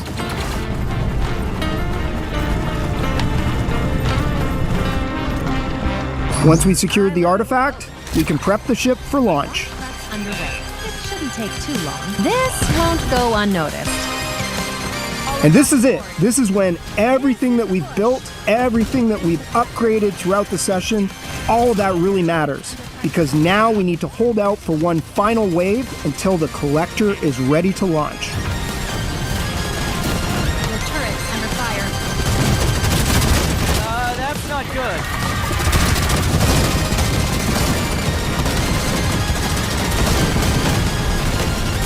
Once the collector's ready, everyone races to get aboard, and we take off and head back to the mining ship. Once we're back, we'll regroup, spend some time upgrading our stuff, and then choose our next destination. Each session, you'll be exploring different planets, different jobs, different builds, different opportunities for disaster. And that's Gravhounds. Gravhounds is coming to Xbox and PC, and it's available day one with Game Pass. Well, Fable fans here at Gamescom are flooding to the Xbox booth for a special theatre experience highlighting an early quest in the much anticipated game. And joining me now to bring you guys at home through the demo experience, please welcome Fable game director Ralph Fulton. How are you, Ralph? Great to have you. Super well, thank you for having me. How are you? I'm so good, thank you for asking. Having a great time at Gamescom. I'm upset that I haven't been over to the theatre experience just yet, but maybe I can take a little sneak peek now with you. Absolutely, let's go through it. Sounds good. Now, set the scene for us. What can we expect to see from the demo? So, we are going big for Fable this week at Gamescom. We have actually got not one but two demos that we're showing here today, but the one that we're looking at right now is one we're showing in a theatre right here on the Xbox booth, which is a segment from a relatively early quest in the game. And we are bringing together all the disparate bits of Fable that we've been teasing people about for what seems like years now. Right, you're going to see cinematics, you're going to see story, you're going to see choices and consequences, you're going to see combat. That's another big thing that we're talking about here this week and giving some folks hands-on with at Gamescom. And it is all set against the backdrop of the magnificent capital city of Bowerstone. Wow. So we're arriving in Bowerstone, not quite for the first time, but certainly early in the game, and taking in its sights. Oh, blimey, governor. It looks absolutely delicious. Now, you mentioned we're here at Bowerstone. Talk to us a little bit about maybe this city as well as some of the other ones and how they'll play a role on how the villagers interact or how our character navigates through them. Absolutely. So Bowerstone, capital of Albion, biggest city in Albion. I think there are some 400 of those 1,000 handcrafted NPCs we've talked about before living right here in the city. 130 houses that you can buy. I think there's about 40 businesses you can buy as well. Oh my gosh. So tons and tons to see and do and purchase and get involved with. And obviously that living population is really the sort of beating heart of our game. It's like a Greek chorus that reflects the things you do back at you. And it's all about our reputation system. So the things you do build reputation, and these people will absolutely let you know what they think about the things you've done. Yeah, Philippa just there, mouthing off again. Classic. They are not backwards and coming forwards when it's about telling you what they think about the things you've done. They are very opinionated indeed. Wow. This guy is actually my husband. That's Elliot. So hello, Elliot. I've been to Bowerstone before, and we got married. This is where we live. This is a house. All the buildings in the city and indeed the game, you can go inside. They all have fully realized interiors. The design, the level of detail is just incredible. We live here, Elliot and I, with our daughter Daisy, who's just round the corner here. Oh, congratulations. Thank you very much. Oh. Yeah, we're going to leave our father to deal with that question. Probably. That's easier. The interior is absolutely gorgeous, Ralph. Yeah, incredible work from our artists, incredible work from our technicians. A really, really beautiful game, and very varied within Bowerstone. We're going to see a variety of different parts of the city, which will all reflect the different statuses of the people who live here. Gorgeous. Wow. So whereabouts are we headed off to? What is our hero up to on this journey? Great. Well, quick story recap. What has brought us here is obviously that terrible event that happened at the start of the game. You'll remember from Dev Direct, I hope that your village was turned to stone, including your grandma. Very sad. You grew up, you have left the village, and you are now looking for the help of the legendary heroes of the Heroes Guild, because Grandma said that if you're ever in trouble, that's where you should go to get some help. We couldn't quite get into the Heroes Guild earlier. We went and got a key from our brother Connor, and now we have used that key to access the Heroes Guild. We're looking for Humphrey the Golden, who you might remember from a trailer we did a couple of years ago. Yeah. We believe he's the guy that can help us save our grandma and our village, and we're about to meet him right now. Let's find out. Poor grandma. Indeed.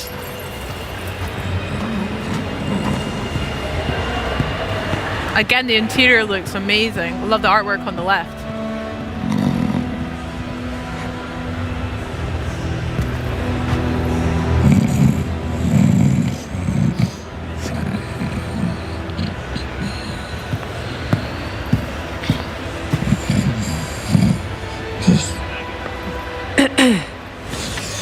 Mother?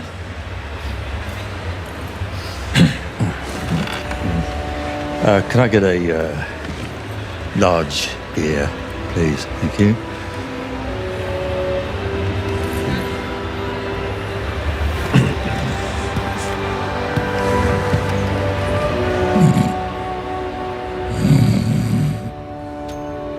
A large beer. Right.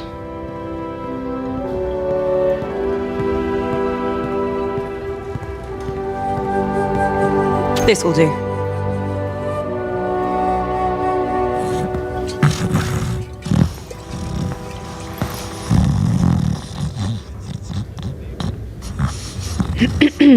Oh.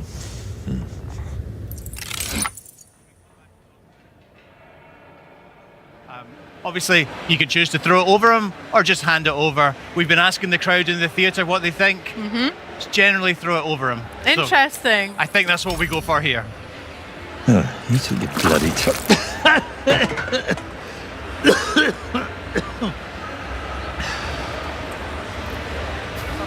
All right.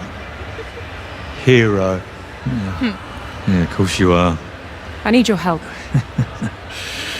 Now I'm finished. Guild's closed. My nan used to tell stories about you. She Your said... nan? If you're some kind of mega fan, I think I've still got some merch out the back. Got shields with my face on. Sort of tabard things. She's trapped. They all are. My whole village. There was a woman in red. She could have been a hero or... You're a hero. You'll work it out. And what about you? You're being evicted. You gonna tell me what happened? I mean, I'm not particularly proud of it, but I ran up a few debts. I don't like to talk about that. I reached out to a local sculptor in town, commissioned him to capture my image in a raw and marble. Anyway, I don't know what I did wrong, but guys wouldn't pay me in the end. I did what anyone would do, and I went down to Ronnie's place. You lost the Heroes Guild on a bet.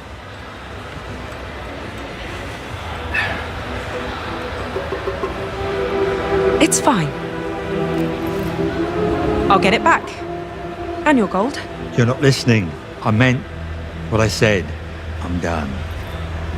I'm not doing it for you.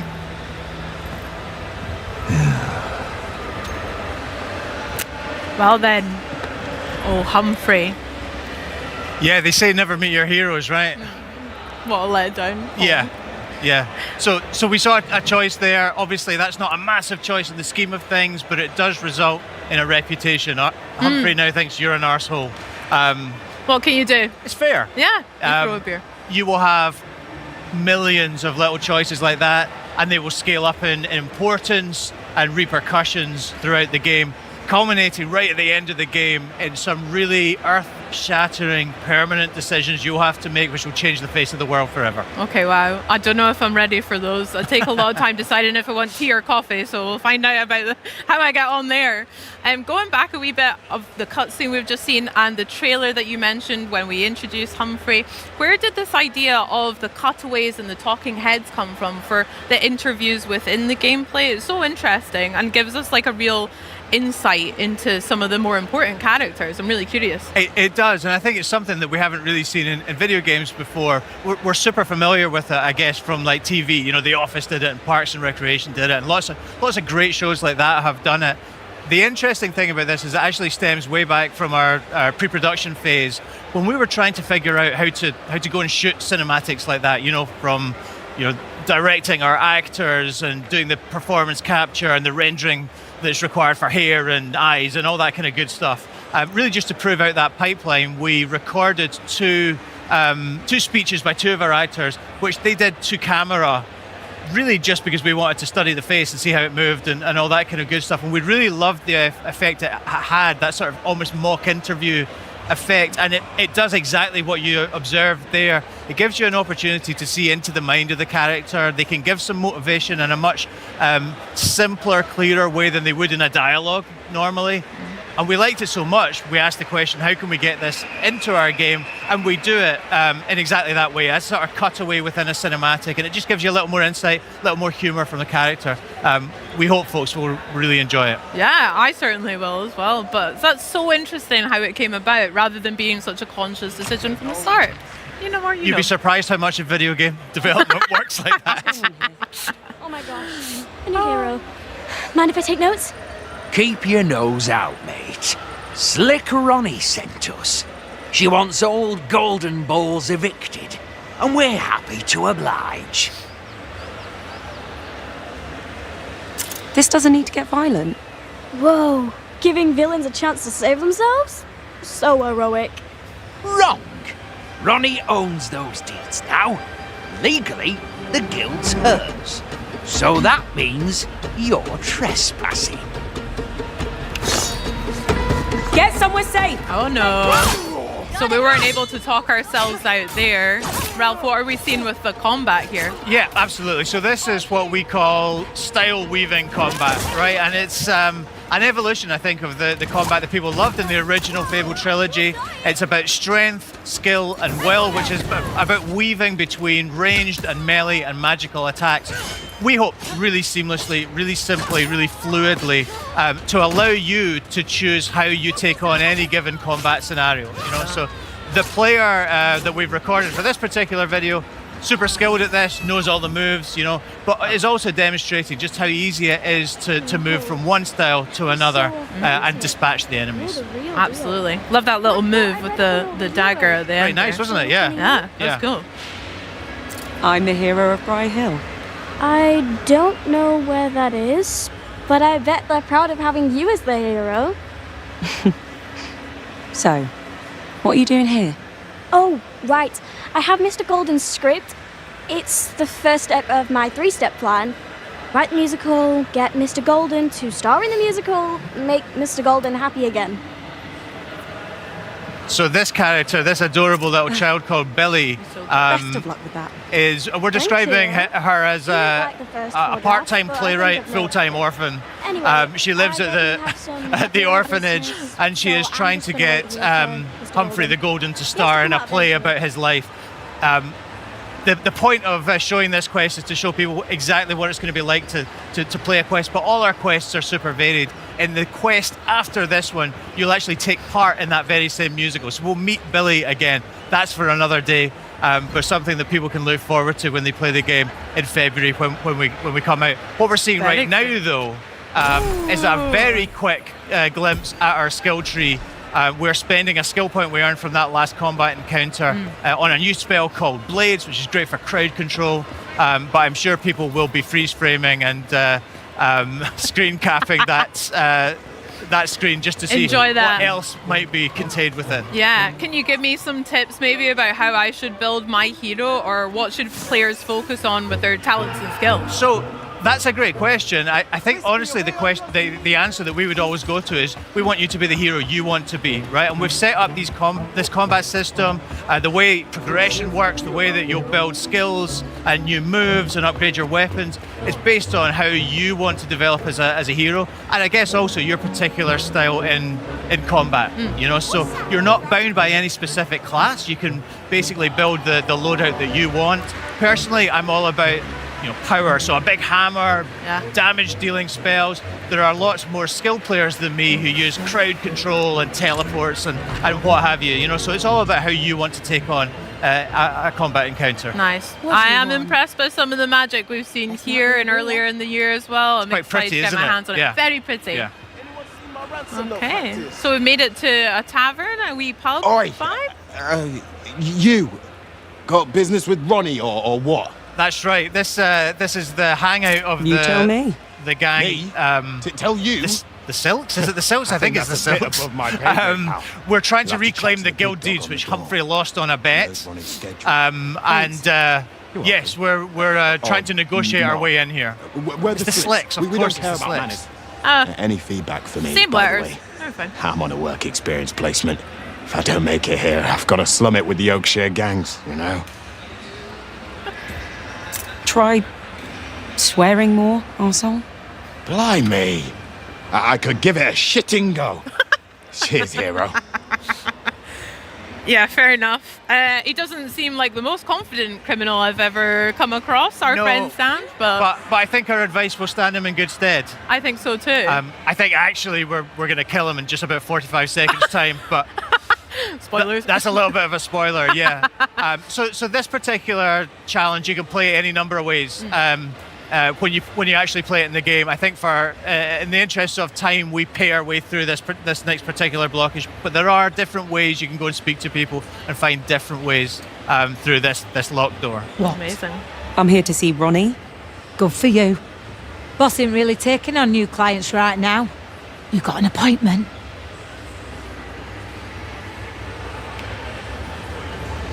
So yeah, we're cash rich, so we're just going to pay the $2,500. Easy way. There you go. Can't you look the other way? For that amount of coin, I'll look whichever way you tell me to, mate. Why don't you go on through, eh? Make yourself at home, but not too at home. No touching the boss's stuff. She'll be with you shortly. Sarney, love her name as well. Was Yes. someone called Big Bath as well? Yeah, Did I think that was another member of the gang. Ah. Yeah. It's a Old good Sam with her nickname. pastry. Yeah. Could be worse. So we're looking for the guild deeds, and I guess the likelihood is that they're behind this locked door, but Yeah. our hero is resourceful. We're going to pick this lock. She did give us a wee clue to have a look about. Well, tell us not to, but what are you going to do in this scenario? Not open the locked door? Exactly. Oh, I love all the trinkets we've got around here. Yeah, and very pretty. we don't do it in this video, but there's a lot more to rummage through in this Better get this back to the guild. in this particular room. But yeah, in the interest of Cool. time, we're just going to grab the guild deeds and go. Yeah. Ralph, I'm really guilty for that. I'll check in every nook and cranny. I do That'll the same. Good, Yeah, yeah. good. I think it's good player behavior. Me too. Yes. Thank you. Vindication. I like that. Had a few too many pints, actually. You smug git. That's quite funny. I tell you what, though, it takes stones robbing from me in my own poorhouse. Humphrey used to be like that, back in the day, before he shit the bed and fell apart. Not that I haven't enjoyed watching the guild slowly bleed out. Well, you're bleeding out next. Now you're speaking my language. This hero causing you grief, boss. Nothing you lot can't sort out. Humphrey should have warned you not to fuck with me, hero. Bit late now. Sort them out. Okay, another wee look at combat, another fracas on our hands here. We spoke about some of the different various combat that we can use for tools, melee, range, etc. How do they complement each other? And Ralph, what's your preferred style? You mentioned that big hammer earlier. So I love a big hammer. Yeah, I think exactly. And like I say, I tend to go for big damage dealing spells, like blades, like fireball. but you can play the game in a bunch of different ways. We actually had somebody playing in hands-on over in our behind closed doors demos today, who absolutely blitzed through it. Incredible skill level, did it on the highest difficulty level. So our team were sort of standing around applauding. Kind of wow. thing. So you can bring a lot to it. I think one of the things we're trying to show this week with the demos we're doing is that you can come to this with whatever skill level you have, and the game will meet you at it. We have a bunch of different difficulty levels, and also a range of enemies that will challenge you in different ways. Yeah, that sounds class. Speaking of a range of different enemies, we've got quite a large gentleman here with maybe a different level of threat than our heroes face. What are we seeing? Yeah, he's a big lad, isn't he? I wouldn't go as far as to say he's like a mini boss or anything like that. He's just a particularly large human enemy, of which we have a bunch. We absolutely do have what we class as mini bosses, really large enemies that are going to give you even more of a challenge than this guy, and then we have proper boss fights as well, as you can imagine, against Isabel, who we met in June in our showcase trailer, and who knows, perhaps against someone else as well. But yeah, this dude is just a really, really large guy with an axe, and as you can see, takes a bit of wearing down, but is ultimately no match for our hero. Obviously. Oh, absolutely sparked. Oh, shame about that beautiful mustache. Indeed. Oh well. Is that Big Bap? He should be called Big Bap. I wonder if it was Big Bap, actually. We didn't see Sanj there. Hopefully he got away. Maybe ran away from the criminal afterlife. Well, this looks absolutely stunning. I know I won't be alone in saying that, Ralph, so congrats to you, the team at Playground, everything for Fable. I can't wait to actually get my hands and play. But if there's anything you'd like to share with the folks at home, what are you hoping that they take away from this? Well, look, I mean, people have been saying to us for ages when we put out a bunch of trailers for this game over the years. People have been saying to us, show us the gameplay, show us the gameplay. That's exactly what we've been doing this year. In June, we showed 30 minutes of our life simulations. Here, we're showing what it's really like to play a game and a quest in our game. This is a genuine quest from our game. And it combines all those things, right? There's conversations, there's choices, there's moral dilemmas, there's freedom, there's combat, there's humor, there's cinematics, there's people from Peep Show. So it's kind of got everything. We're getting a really great reaction from folks in the theatre at Gamescom this week. I hope many more will continue queuing for it tomorrow. And yeah, we're just hoping folks at home enjoyed this sneak peek at the game that we're building. I hope they did too. I'll be first in queue tomorrow. Ralph, thank you so much for sharing. And thank you for joining us as well. This has been lovely. Not at all. Thank you. Well, guys, we've had such a great first day here at Gamescom. I hope you've enjoyed it just as much as I have. We've been able to bring you 11 titles coming to Xbox Game Pass, including 2 world premieres and some of the biggest upcoming games like Minecraft Dungeons 2, Gears of War E-Day, and of course, Fable. But this is merely day 1. Tomorrow, day 2 kicks off with the frenetic survival combat of PUBG's latest venture, DeadNet. Plus, you can look forward to more world premieres and exclusive gameplay walkthroughs from the latest titles making a splash here at Gamescom. Before we go though, let's check in with Benny and Charlie. This is the world of Halo Campaign Evolved, a fitting place to end the day as fans take the fight to the Covenant in this incredible life-sized warthog. Of course, this was just too good not to get a photo op. Right, Charlie? Yeah, very right there, Benny. So keep it right here and we'll see you all tomorrow. This is Xbox at Gamescom 2026. And Benny, let's go outside. Get him! We don't even have a driver.